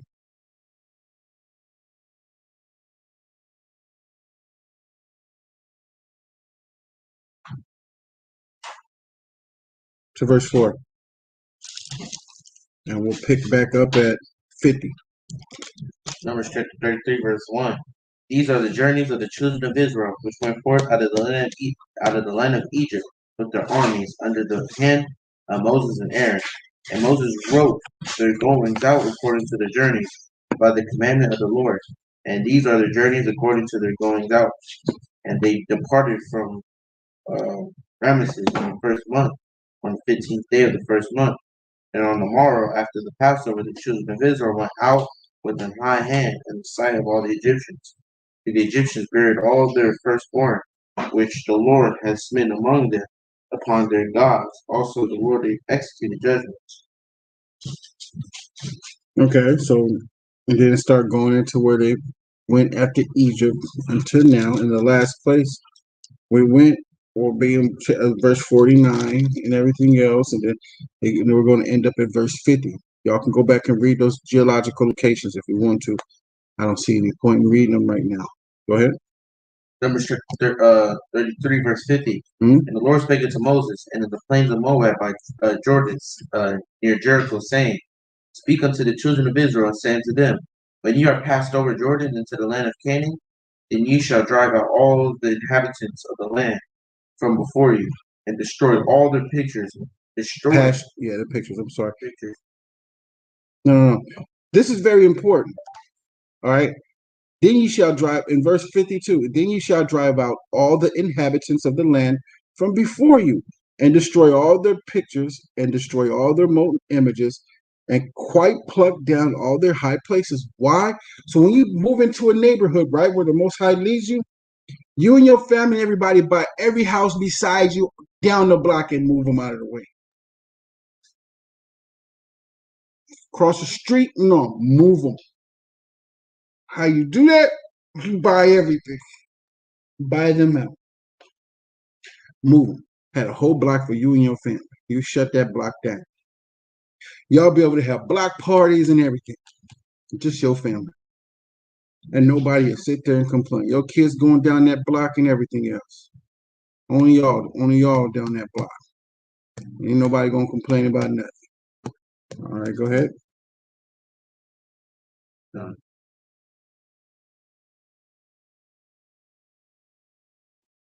Speak unto the children of Israel, and say to them, You are passed over Jordan into the land of Canaan, and ye shall drive out all the inhabitants of the land from before you, and destroy all their pictures, and destroy all their molten images, and quit, pluck down all their high places. So that means if a person did Islam, you break that down, throw it away out the house.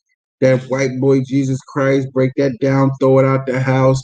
If you got any like unks, break it down, throw it out the house. It says right there, destroy all their pictures and destroy all their molten images.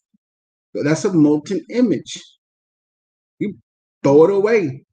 Throw it in the trash. I'll burn it so nobody else will get a hold of it. That's what I do. I burn them. Any crosses anybody got, that's a molten image. That's like, all right, I used to tell people like this. I used to walk around and see people with crosses.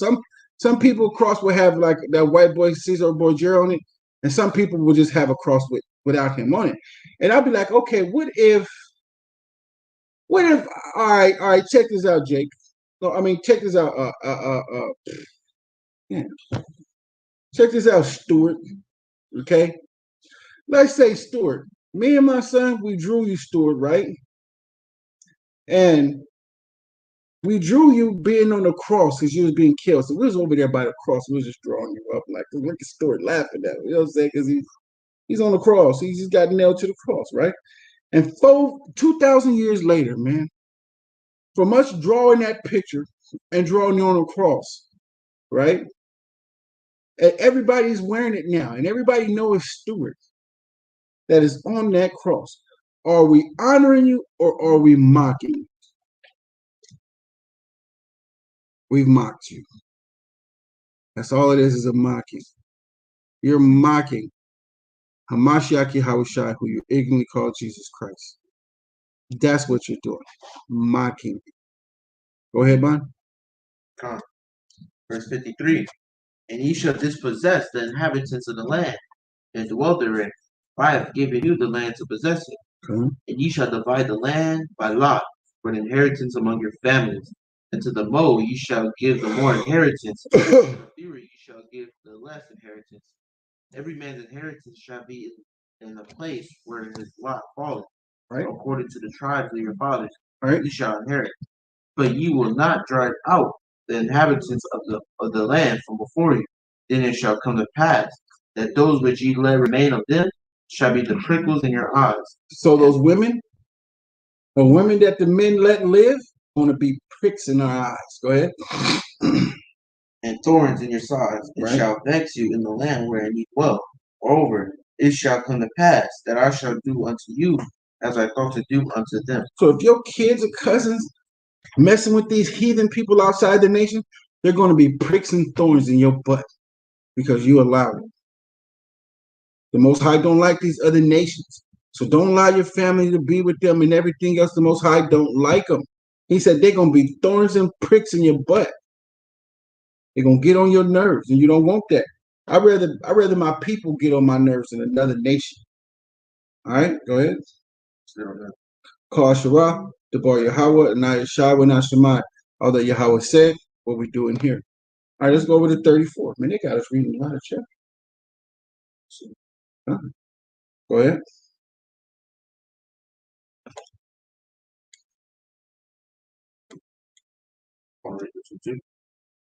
We're going to 36. What is it? Sons of the tribes.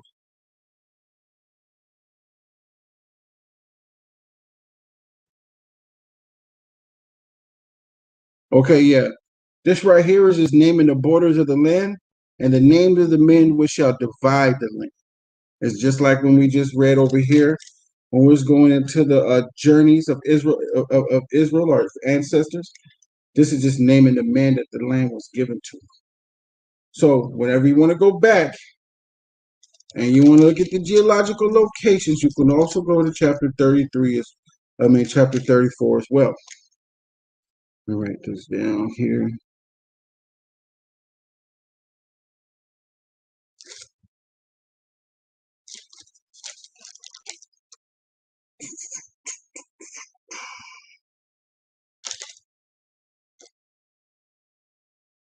So we're not going to read that. That is just who got the land. No actual story, no actual testimony, anything. It's just telling you who got that land right there and who that land belonged to. That's it. Want to go back and go get on the map and look at the Middle East, so-called Africa, and you can look at geological locations. Then you can go to chapter 34 and you can see who those lands belong to. And then you know if that's your inheritance. Then you be like, nah, that's our inheritance. Yeah, man, that's Judah. That's Benjamin. Yeah. That's Levi. Man, that's Issachar land. That's our land right there, man. That's my ancestors right there. That's how you do it. Okay? That's how you do it, because it belongs to your father. All right. Chapter 35, soldier.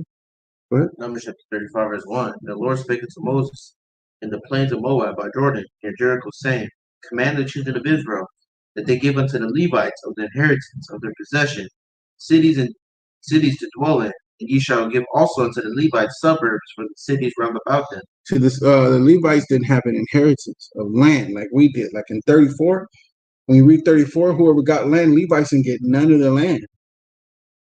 But the Levites got to be in the suburbs because the Levites passed the judgment. So whenever something happened, here comes a Levite. If it's not an elder, it's a Levite coming. If your head being chopped off today, it's going to be the Levite doing it. He's going to chop your head off and burn you right there, stone you. Go ahead. Go. Verse 3. In the city shall they have to dwell in, and the suburbs of them shall they be for their cattle, and for their goods, and for all their beasts. And the suburbs of the cities, which ye shall give unto the Levites, shall reach from the wall of the city and outward 1,000 cubits round about. Okay. And ye shall measure from without the city on the east side 2,000 cubits, and on the south side 2,000 cubits, and on the west side 2,000 cubits, and on the north side 2,000 cubits. And the city shall be in the midst, and this shall be in the midst. This shall be to them the suburbs of the cities.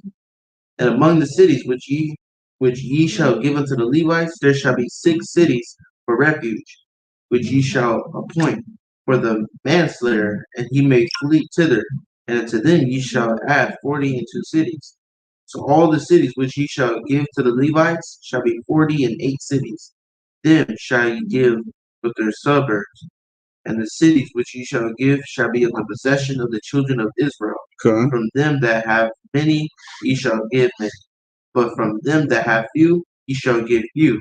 Every one shall give of his cities unto the Levites according to his inheritance, which he inherited.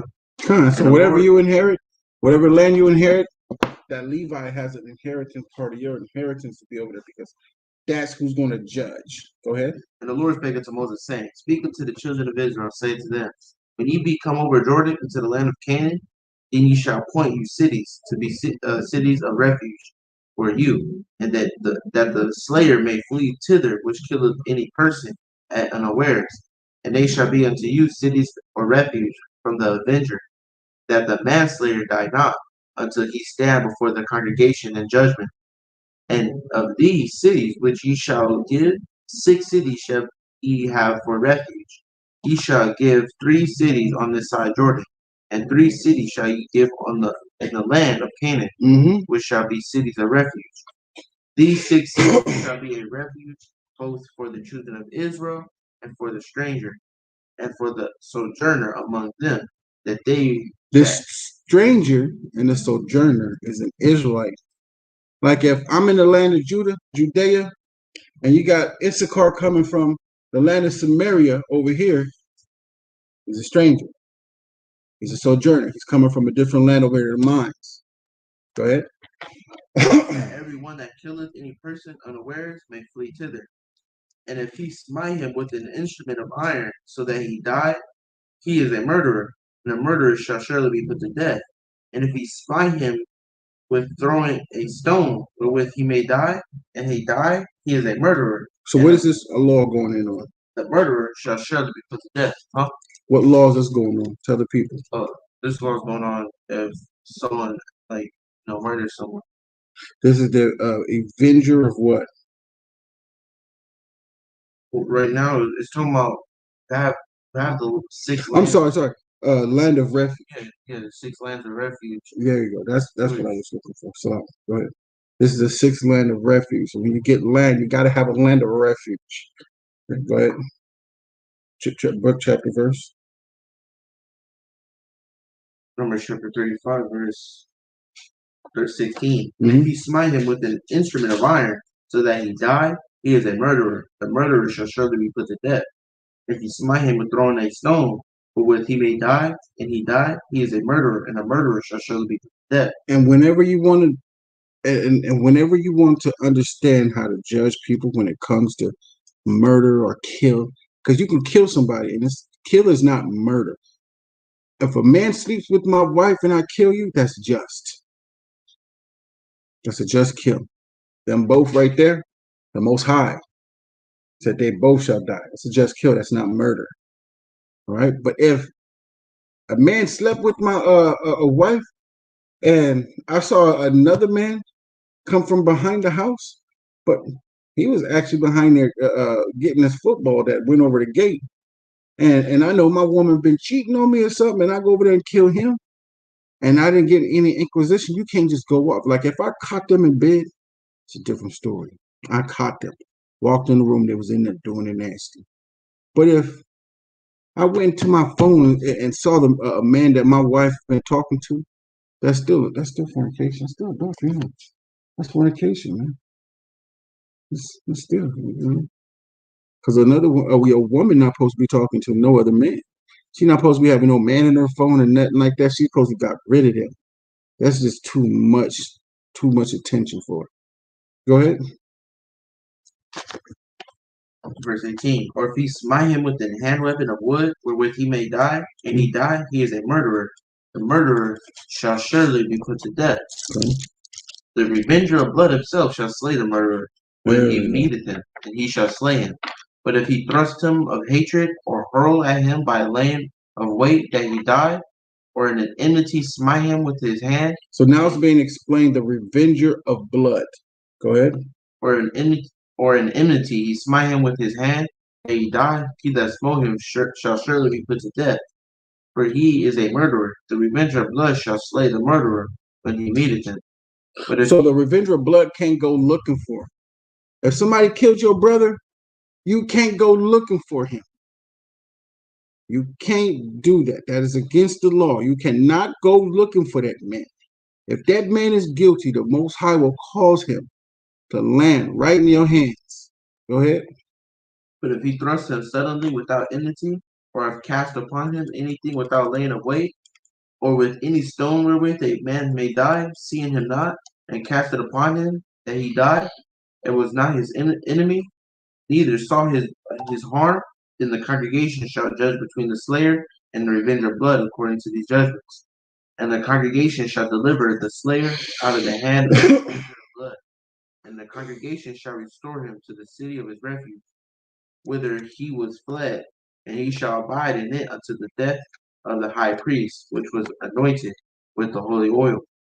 But if the slayer shall at any time come without the border of the city of his refuge, whither he was fled, and the revenger of blood find him without the borders of the city of his refuge, and the revenger of blood kill the slayer, he shall not be guilty of blood, because he should have remained in the city of his refuge until the death of the high priest. But after the death of the high priest,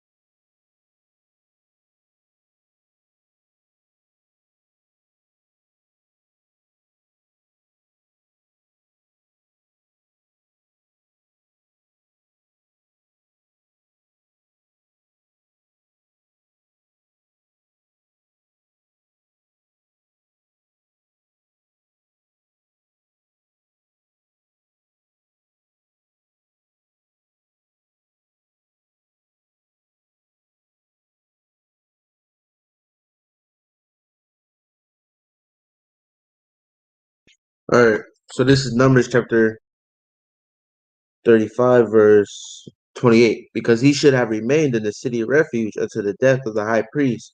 But after the death of the priest, the slayer shall return into the land of his possession. So these things shall be for a statute of judgment unto you throughout your generations, and all your dwellings. Whoso killeth any person, the murderer shall be put to death by the mouth of witnesses. But one witness shall not testify against any person to cause him to die. All right, so because out of the mouth of 2 or 3 witnesses shall every matter be established. So one witness can't come against someone and be like, oh, he did this or he did that. There has to be another witness, right? Moreover, ye shall take no satisfaction for the life of a murderer, which is guilty of death, but he shall surely be put to death. All right, so you can't take no satisfaction in the killing of a murderer, right? Be like, oh, I can't wait till he die, or, saying he needs to be put to death. You can't take satisfaction in that. You just need to let the judgment happen, right? Having hatred in your heart, right? Right. Verse 32, and ye shall take no satisfaction for him that is fled into the city of his refuge, that he should come again to dwell in the land until the death of the priest. So ye shall not pollute the land wherein ye are, for blood it defileth the land, and the land cannot be cleansed of the blood that is shed therein, but by the blood of him that shed it. Defile not therefore the land we shall inhabit, wherein I dwell, for I, the Lord, dwell among the children of Israel. Right, so that blood defiled the land. That land cannot be cleansed, right, until the blood of him that shed it.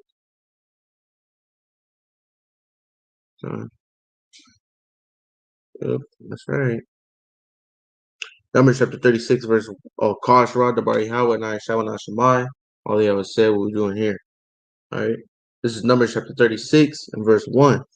And the chief fathers of the families of the children of Gilead, the son of Machir, the son of Manasseh, of the families of the sons of Joseph, came near and spake before Moses and before the princes of the chief fathers of the children of Israel.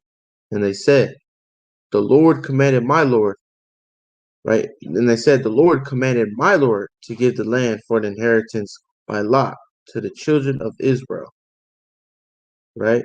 They said, the Lord commanded my Lord, right? So you see the difference there. I'm gonna start back from verse 1. And the chief fathers of the families of the children of Gilead, the son of Machir, the son of Manasseh, the families of the son of Joseph, came near and spake before Moses, and before the princes, the chief fathers of the children of Israel. And they said, the Lord commanded my Lord to give the land for an inheritance by lot to the children of Israel. And my Lord was commanded by the Lord to give the inheritance of Zelophehad our brother unto his daughters. And if they be married to any of the sons of the other tribes of the children of Israel, then shall their inheritance be taken from the inheritance of our fathers, and shall be put to the inheritance of the tribe. Whereunto they are received, so shall it be taken from the lot of our inheritance. Right?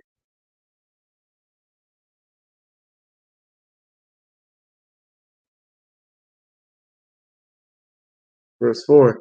And when the jubilee of the children of Israel shall be, then shall the inheritance be put unto the inheritance of the tribe, whereunto they are received, so shall their inheritance be taken away from the inheritance of the tribes of our fathers.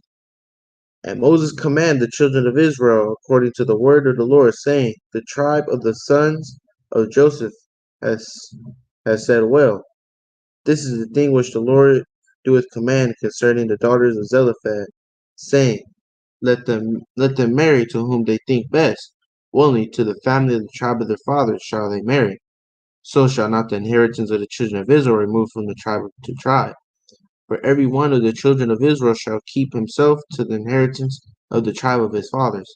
And every daughter that possesseth an inheritance, and any tribe of the children of Israel, shall be wife unto one of the families of the tribes of her father, that the children of Israel may enjoy every man the inheritance of his fathers.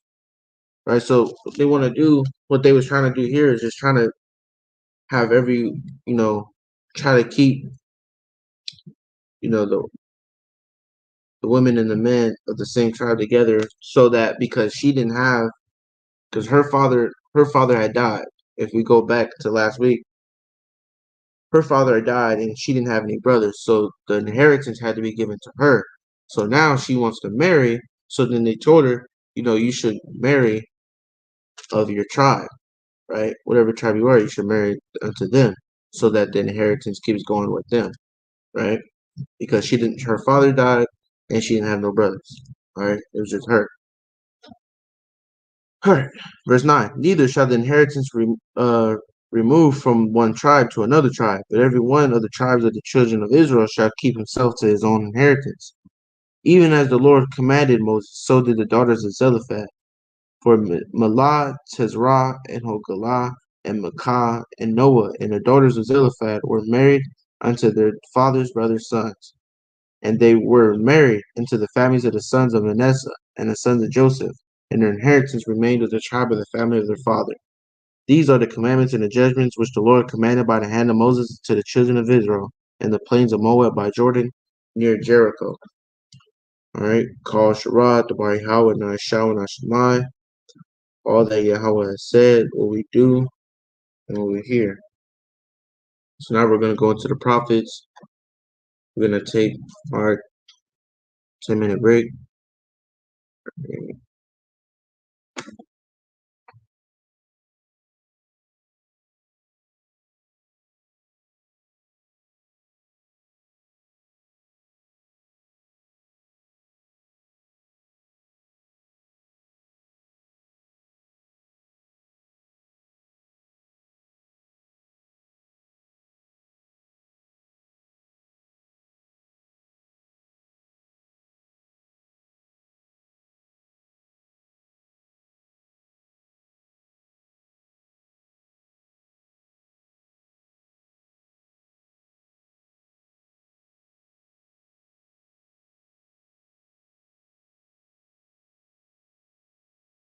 All right, never mind.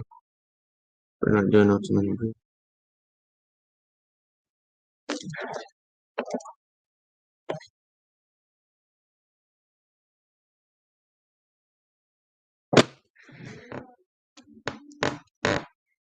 All right, so now we're going to go to Jeremiah.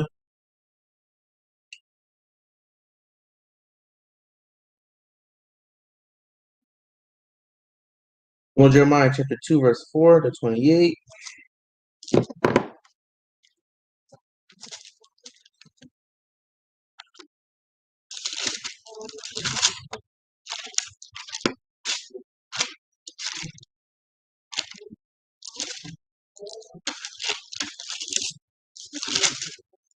This is Jeremiah chapter 2 and verse 4.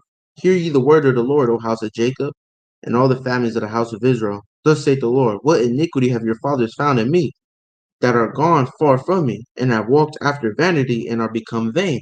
So the Most High is asking, is like, what have I done wrong to your ancestors? What have I done wrong to your fathers that you go off and stop keeping my law, statutes, and commandments? That's what the Most High is asking right now. What has he done wrong, right? Because all he's done to us is good.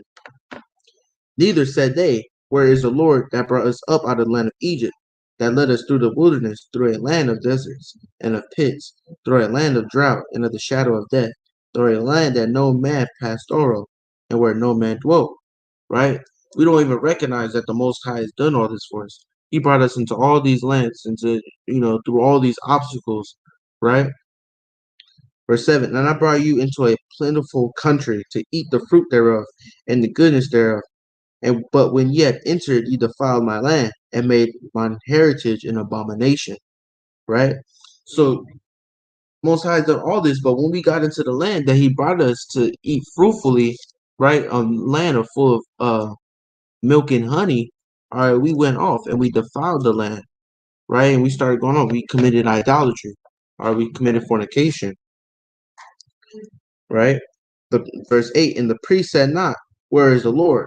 And that they that handle the law knew me not. The pastors also transgressed against me, and the prophets prophesied by Baal, and walked after, huh? Nah. Walked after, huh? Jeremiah chapter 2, verse 9. And walked after the things that do not profit, right? So we started prophesying by Baal. All right, what does prophesy mean in Jeremiah chapter 2 and verse 8? This prophesy means to inspire, to speak inspirational of, right? How, the people of Israel were starting to, inspire others by Baal. Like, hey, saying you should do what Baal says to do. You should keep his laws. You should keep his holidays. You should do all of this by Baal. That's what Israel is doing, right? Like it's like we were saying, like we saying now, hey, you better listen to your house or he put you to death. They was doing Okay. Wherefore, verse 9, wherefore I will yet plead with you, saith the Lord, and with your children's children will I plead. For pass over the isles of Shittim, and see, and send unto Kedar, and consider diligently, and see if there be such a thing. Hath the nation changed their gods, which are yet no gods? But my people have changed the glory for that which doeth not profit. Our Israel has changed everything about them. We was a glorious people. We was a people of high standard, a people of greatness, and we changed that for gods that do not exist, right? That have not done it for it. They profit us none, right? Verse 12, be astonished, O ye heavens, at this, and be horribly afraid. Be very desolate, saith the Lord. For my people have committed two evils. They have forsaken me. The fountain of living waters and hewed them out cisterns, broken cisterns that can hold no water. Is Israel a servant? Is he a homeborn slave? Why is he spoiled? Right? This is the questions that come upon us, right? Are we a servant? Are we a homeborn slave? Why are we spoiled? These are the things that we start asking ourselves, but we're not paying attention to that how we turn our back on the Most High, right? The young lions roared upon him and yelled, and they made his land waste. The cities are burnt without inhabitant. Also the children of Noth and Tahaphis have broken the crown of thy head. Hast thou not procured this unto thyself, in that thou hast forsaken the Lord thy God when he led thee by the way? And now, what hast thou to do in the way of Egypt, to drink the waters of Sheor? Or what hast thou to do in the way of Assyria, to drink the waters of the river? Thine own wickedness shall correct thee, and thy backsliding shall reprove thee. Know therefore and see that it is an evil thing and bitter that thou hast forsaken the Lord thy God, and that my fear is not in thee, saith the Lord God of hosts. Our Most High is telling the man is like, you want to go away and you want to follow other gods, you know, you're he's gonna do terrible things. Um, Verse 20, for of old times I have broken thy yoke and burst thy bands, and thou saidest, I will not transgress, when upon every high hill and under every green tree that wanders, playing the harlot. Right? You told me, you was like, I'm gonna keep the commandments, I'm gonna keep your feast days, I'm gonna do this, I'm gonna do that. But on every high hill and under every tree you were being a harlot. Right? You was or everywhere else breaking the Most High's law when we said that we wasn't. Right? Yeah, I have planted thee a noble vine, holy, a right seed. How often then art thou turned into the degenerate plant of a strange vine unto me? For though thou wash thee with nitre, and take thee much soap, yet thine iniquity is marked before me, saith the Lord God. How canst thou say, I am not polluted? I have not gone after Baalim. See thy way in the valley. Know what thou hast done. Thou art swift, the Mandri, transferring her ways. A wild ass used to the wilderness that snuffeth up the wind at her pleasure. I'd like to say something. When he said, how have you turned into a degenerate plant? We have turned into a degenerate plant, just like our ancestors did. And that's why you look to us to not do the same thing that our ancestors did and follow not in the footsteps of our ancestors. Because when the Most High called us a degenerate plant, degenerate means having lost the physical, mental, or moral qualities considered normal and desirable. And on top of that, showing evidence of decline from the Lord. Degenerate. We have become a degenerate plant. Show no moral qualities of anything. I just wanted to put that in. Go ahead, so.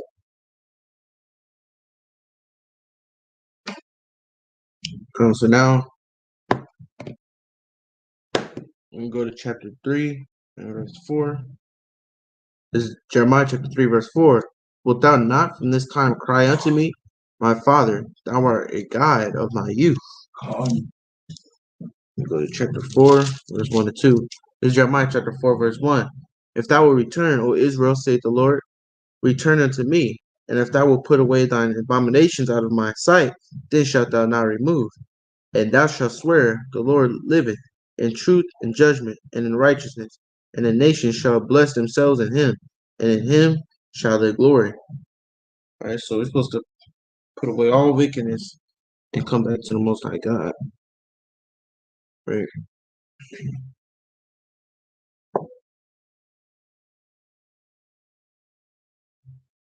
Huh?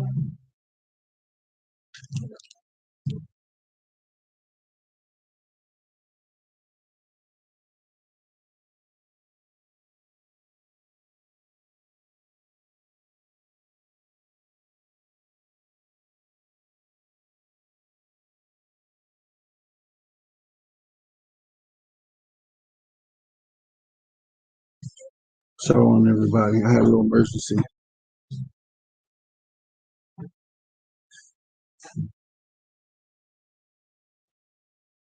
So yeah, man. Hey, we are a degenerate plant, man. And I said I'm including myself because we're a nation. We're together. That's why we're out here in these highways and byways trying to get y'all to come back to this truth, man. So y'all can have some morals and some standards and some principles and stand on your principles and stand on your standards. You got to stand on your 2 feet, man. You can't be a degenerate plant.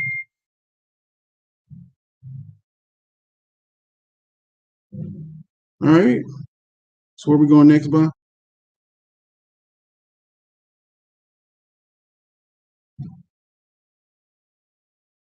Luke 13:1-9. We want to go to a chapter Luke, to the book of Luke. We're going to start at chapter 13, reading from verse 1 to verse 9. All right, so everybody get there, go there, let's get it. Man.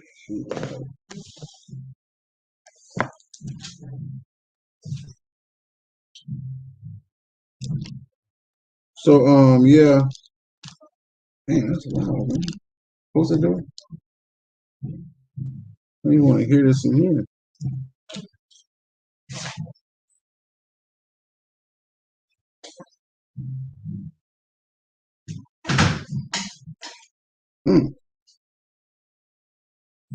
This is the book of Luke, chapter 13 and verse 1. There were present at that season some that told him of the Galileans, whose blood Pilate had mingled with their sacrifices. They mingled blood in with the sacrifices. Man, it's crazy. All right? And Jesus answering said unto them, suppose ye that these Galileans were sinners above all the Galileans, because they suffered such things? I tell you, nay, but except ye repent, ye shall all likewise perish. Let's say these were the sinners of sinners. Basically, does that make them better than you if you don't repent? If you not repenting into something, you telling on them, what makes you even better than them? So you can see somebody else repent, but if you not repenting, you know better than them. I tell you, nay, but except ye repent, ye shall all likewise perish. Or those 18 upon whom the tower of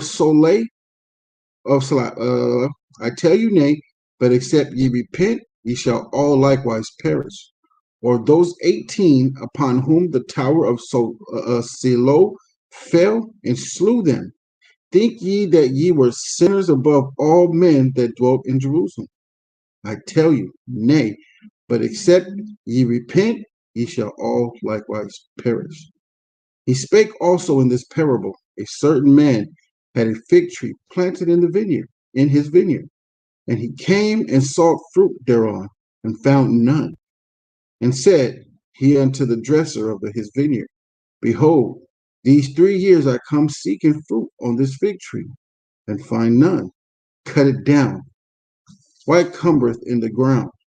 And he answering said unto him, Lord, let it alone this year also, till I shall dig about it, and dung it, and if it bear fruit, well, and if not, then after that thou shalt cut it down. You remember that breakdown?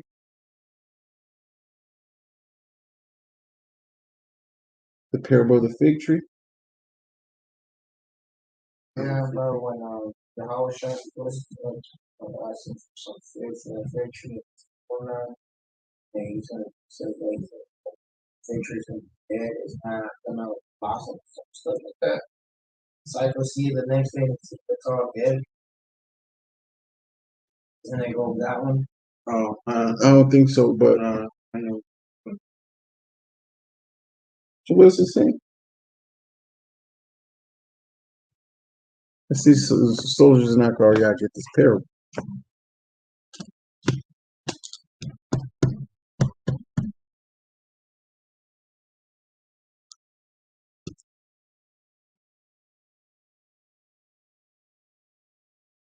Verse 6, he spake also this parable. A certain man had a fig tree planted in his vineyard, and he came and sought fruit thereon, found none. Right. Then said he unto the dresser of his vineyard. Again, then said he unto the dresser of his vineyard, behold, these 3 years I come seeking fruit on this fig tree, and find none. Cut it down. Why cumbereth it the ground? So the this dude, he's going to his vineyard.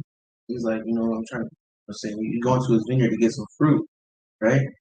But the tree is not providing no fruit. Mhm. So he's telling his dresser, his yard dude, it's like, man, just cut this tree down. You know what I'm saying? No point in having it ground. So it's not providing nothing. Mhm. Right? Verse 8, he answering said unto him, Lord, let it alone this year also, till I shall dig about it and dung it. And if it bear fruit, well, and if not, then after that, thou shalt cut it down. Right. And he was teaching one in the synagogue on the Sabbath. Behold, there was a woman. So, did you get the parable?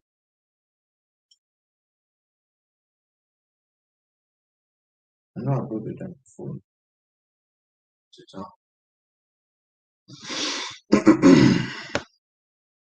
What's the next chapter?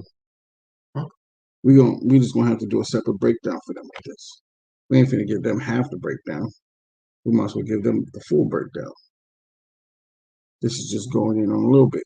You need the whole thing. You need a parable of the fig tree, because there's more than one parable of the fig tree. Okay? So let's not deviate and go into the lessons. Don't try to go on and break this to yourself down to people. We got you. Okay? With the spirit how about Shemel Shai, we'll get y'all this. So what's the next one?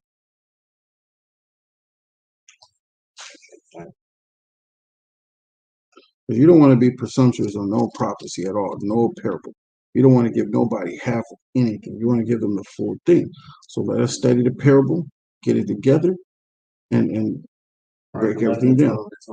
So go to Mark 11 and 12, verse 23.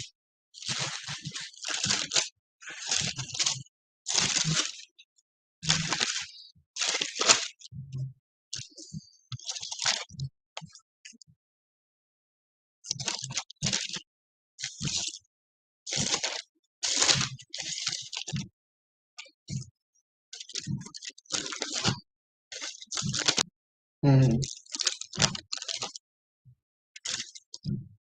Mark 11 and 12.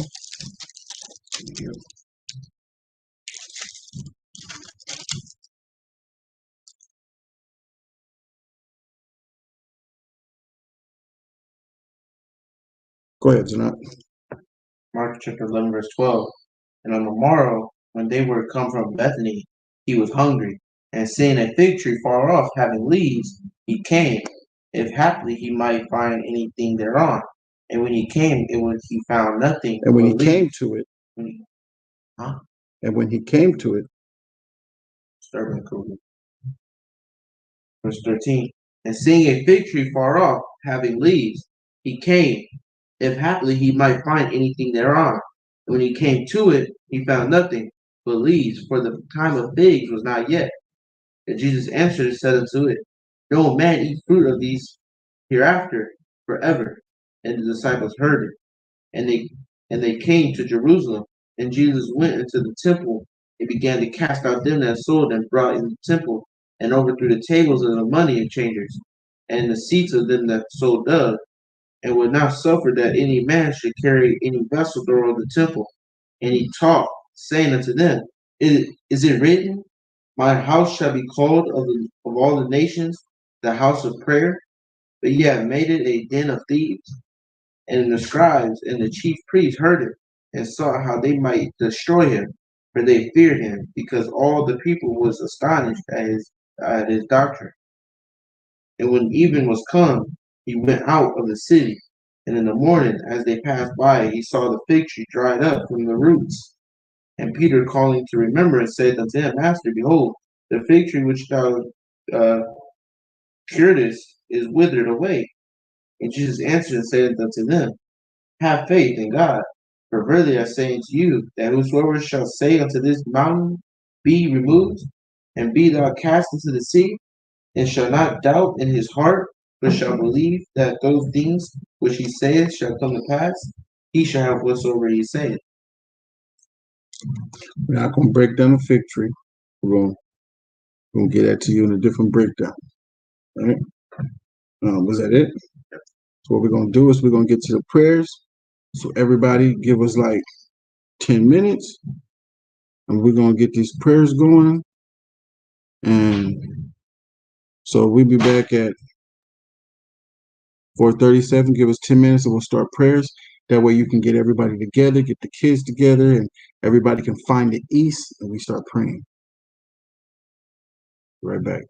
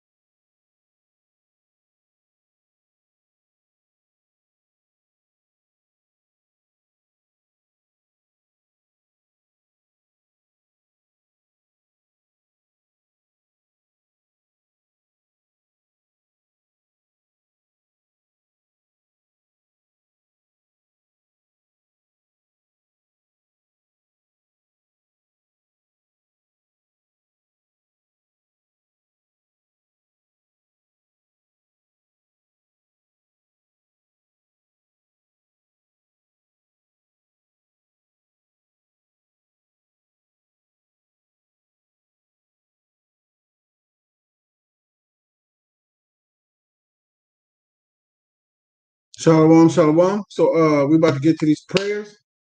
Get it on so everybody can enjoy the rest of their Sabbath. So Amadiam upon Yerushalayim, that means everybody face east, which is Yasharallah. And let's get on with these prayers.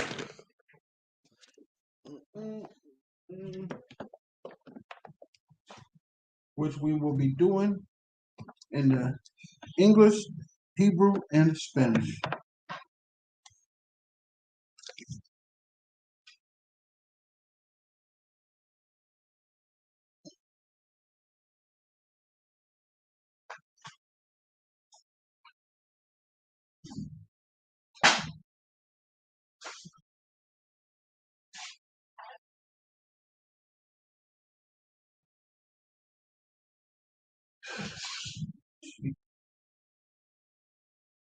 Father, hold on.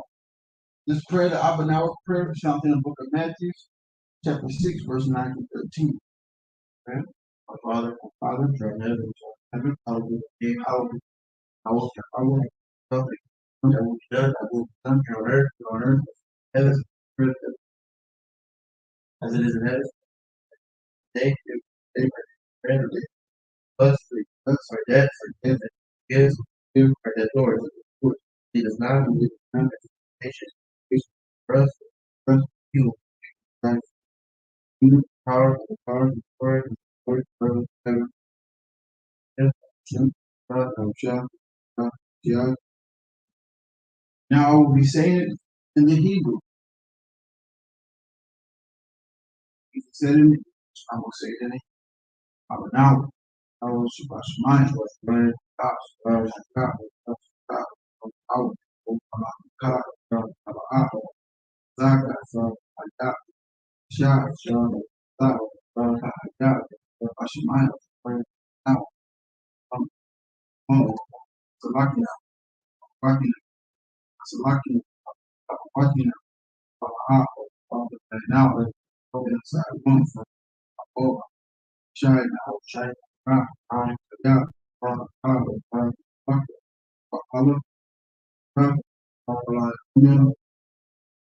Shem, Shah,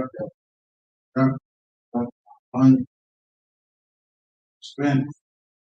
Padre nuestro que estás en el cielo, santificado sea tu nombre, soy nuestro pan de cada día. No dejes caer en la tentación. Shem, Shem, God, Shem, God, I'm gonna follow this thing. Follow right along. Yeah.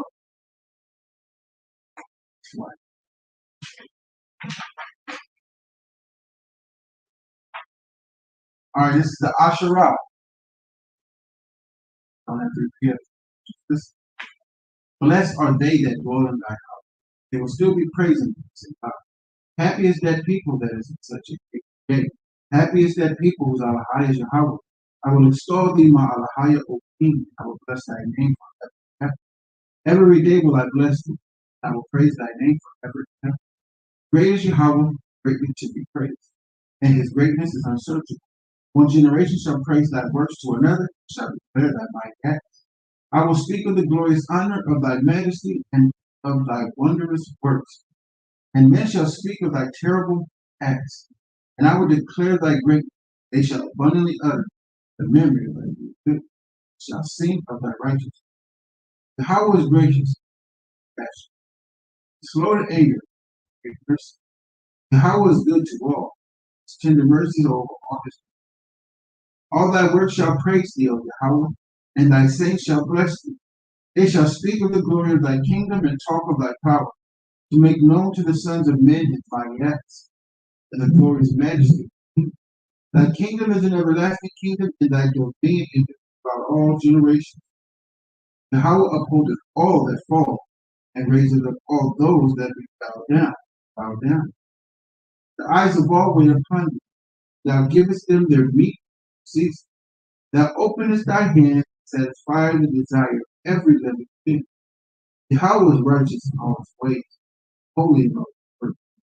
Yahweh is nigh unto all them that call upon him, to all that call upon him true.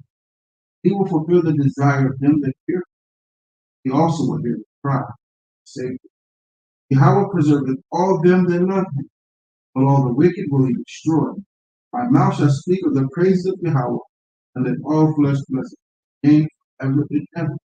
But we will bless the Yahweh from this time forth more. Hallelujah. Hallelujah. Hallelujah. Hashem, Hashem, Mashiach, The first three prayers, the Wasa, Was, Ra, Ta, Yahweh, Mahayanahu, Allah Yah, Yahweh, Yah, Abraham, Allah Yah, Tazakah, Allah Yah, Yahweh, Allah, Shaya, Ma, One, Kamal, Kasayam, Ra, Ta, Yahweh, Abraham, Urwa, Yahweh, Labanam, Mahaya, Matayam, Yawama, Ta, Allah, Alanam, Ta, Makia, Ra, Ta,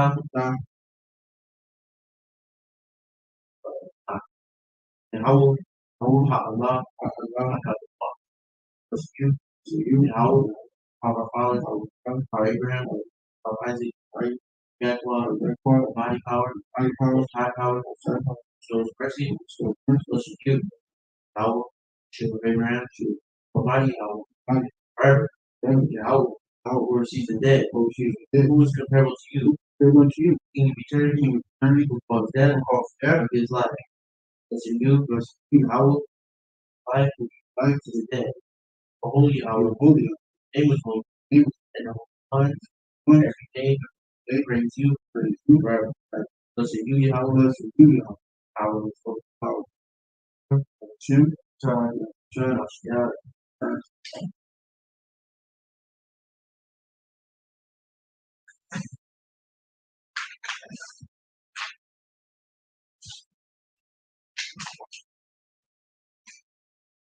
Psalm for the Shabbat day. It is a good thing to give thanks unto Yahweh, and to sing praises unto thy name, O God. Show forth thy loving kindness in the morning, and thy faithfulness every night. Upon an instrument of 10 strings, and upon a pouch, upon the harp of exalted sound. Thou Yahweh hast made me glad through thy works. I will triumph in the works of thy hand. Yahweh, how great are thy works, and thy thoughts of every deed. A brutish man knoweth not, neither doeth a fool understand this. When the wicked spring as the grass, all the workers of iniquity who flourish, it is that they shall be destroyed forever. Thou Yahweh art most high, for lo, thy enemies, Yahweh, for lo, thy enemies shall perish. All the workers of iniquity shall be scattered, but my horn shalt thou exalt like the horn of a unicorn. I shall be anointed with fresh oil, and my eye also shall see my desire of my enemy, and my ear shall hear my desire of the wicked against me. The righteous shall flourish like a palm tree. He shall grow like a cedar in Lebanon. Those that be planted in the house of Yahweh shall flourish in the courts of our Alahai. They shall still bring forth fruit, old age. They shall be fat and flourishing, to shew that Yahweh is upright. Right? There is no unrighteousness in him. Hallelujah. Hallelujah. Hallelujah. Hashem. All right, this is the Ayanawa. It is our duty to praise the Master of all, to ascribe greatness to the Author of creation, who has not made us like the nations of the lands, nor placed us like the families of the earth, who has not made our portion like theirs, nor our destiny like all their multitude. For they worship vanity and ignorance and pray to a God who cannot save. But we bow and worship and thank the Supreme King of Kings, the Holy One. Blessed be he who extends the heavens and establishes the earth, whose throne of glory is in the heavens above, power's presence is in the highest of heights. He is our God, there is no other, truly, there is none else. As it is written in the Torah, he shall know and take to heart this day that the Yahweh is our behind, heaven above, and on earth below. No other. Hallelujah. Hallelujah. Hallelujah. Hashem. Shah. Mashiach.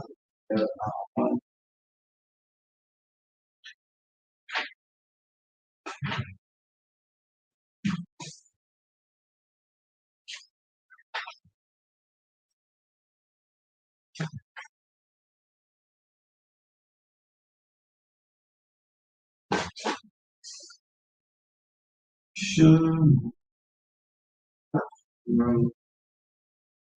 Shalom. Shalom.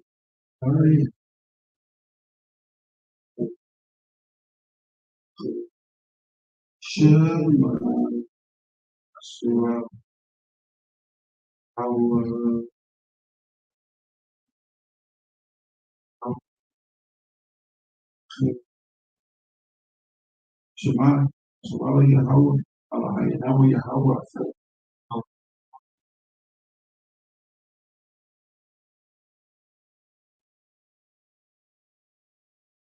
Ten Commandments, love thy neighbor, love Yahweh, Yahweh, Yahweh, Allah Hayika, Asherah, Wakazah, Rakazah, Rakazah,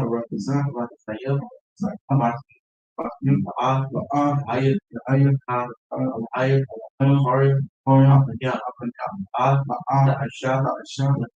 the soul, fruit, Action, Yahweh, Bashawa, Car, Ayawah, Hashabah, Akadashwa, Kabad, Abakut, Amud, the Rakazal, the Naha, the Naha, the Shakor, the Hamad, Asherah, the First Great Commandments. Hero Israel, how our daddy, how was one, that's loving, how thy God, with all our heart, thy soul, life. Second greatest commandments. Ra'aita la'ata, koma la'ata, tar'at, banya anka, wa'abaka, la'ba'aita, kama how I should not avenge your very pleasure is the truth of that. Thou shalt love thy neighbor thyself.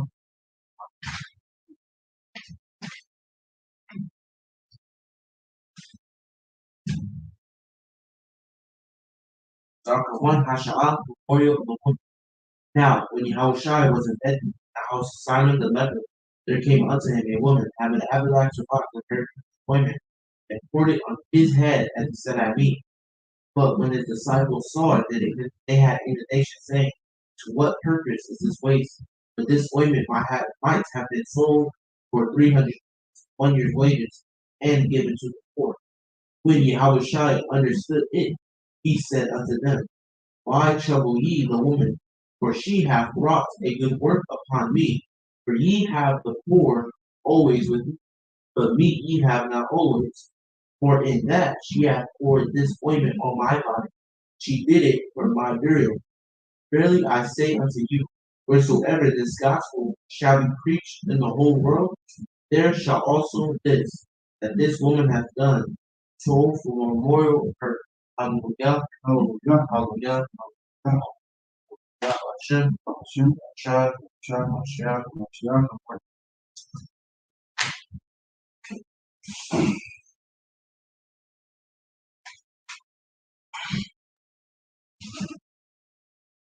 All right. Y'all give me a second real quick.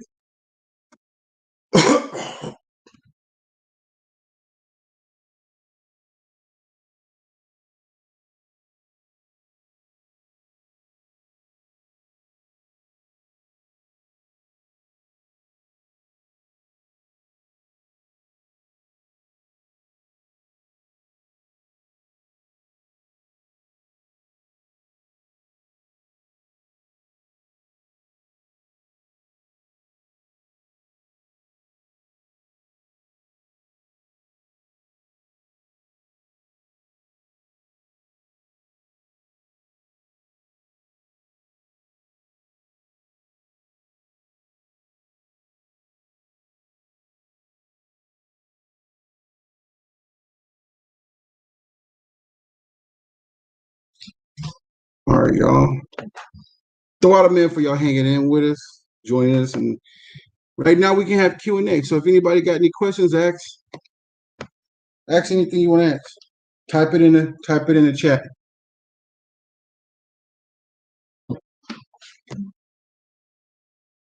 That's right, Gobar. The fact that we have to hate evil and love good. I hate evil, man. I hate it. Even when I fall short, I hate it. It messes with me, man.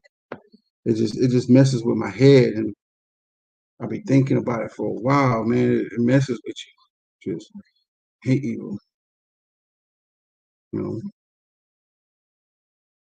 So cool. If ain't nobody got any questions, hold on, wait just for a little bit. See if y'all got any questions y'all want to ask.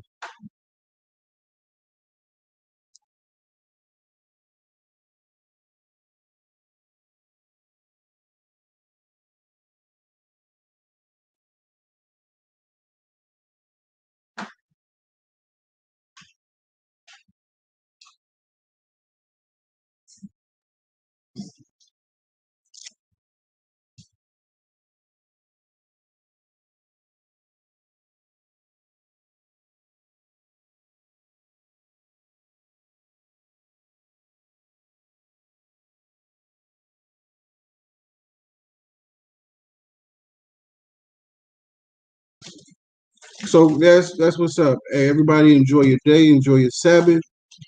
The water for hanging with us, and hey, Yahabashim Yashai Barakatum. All right, shalom.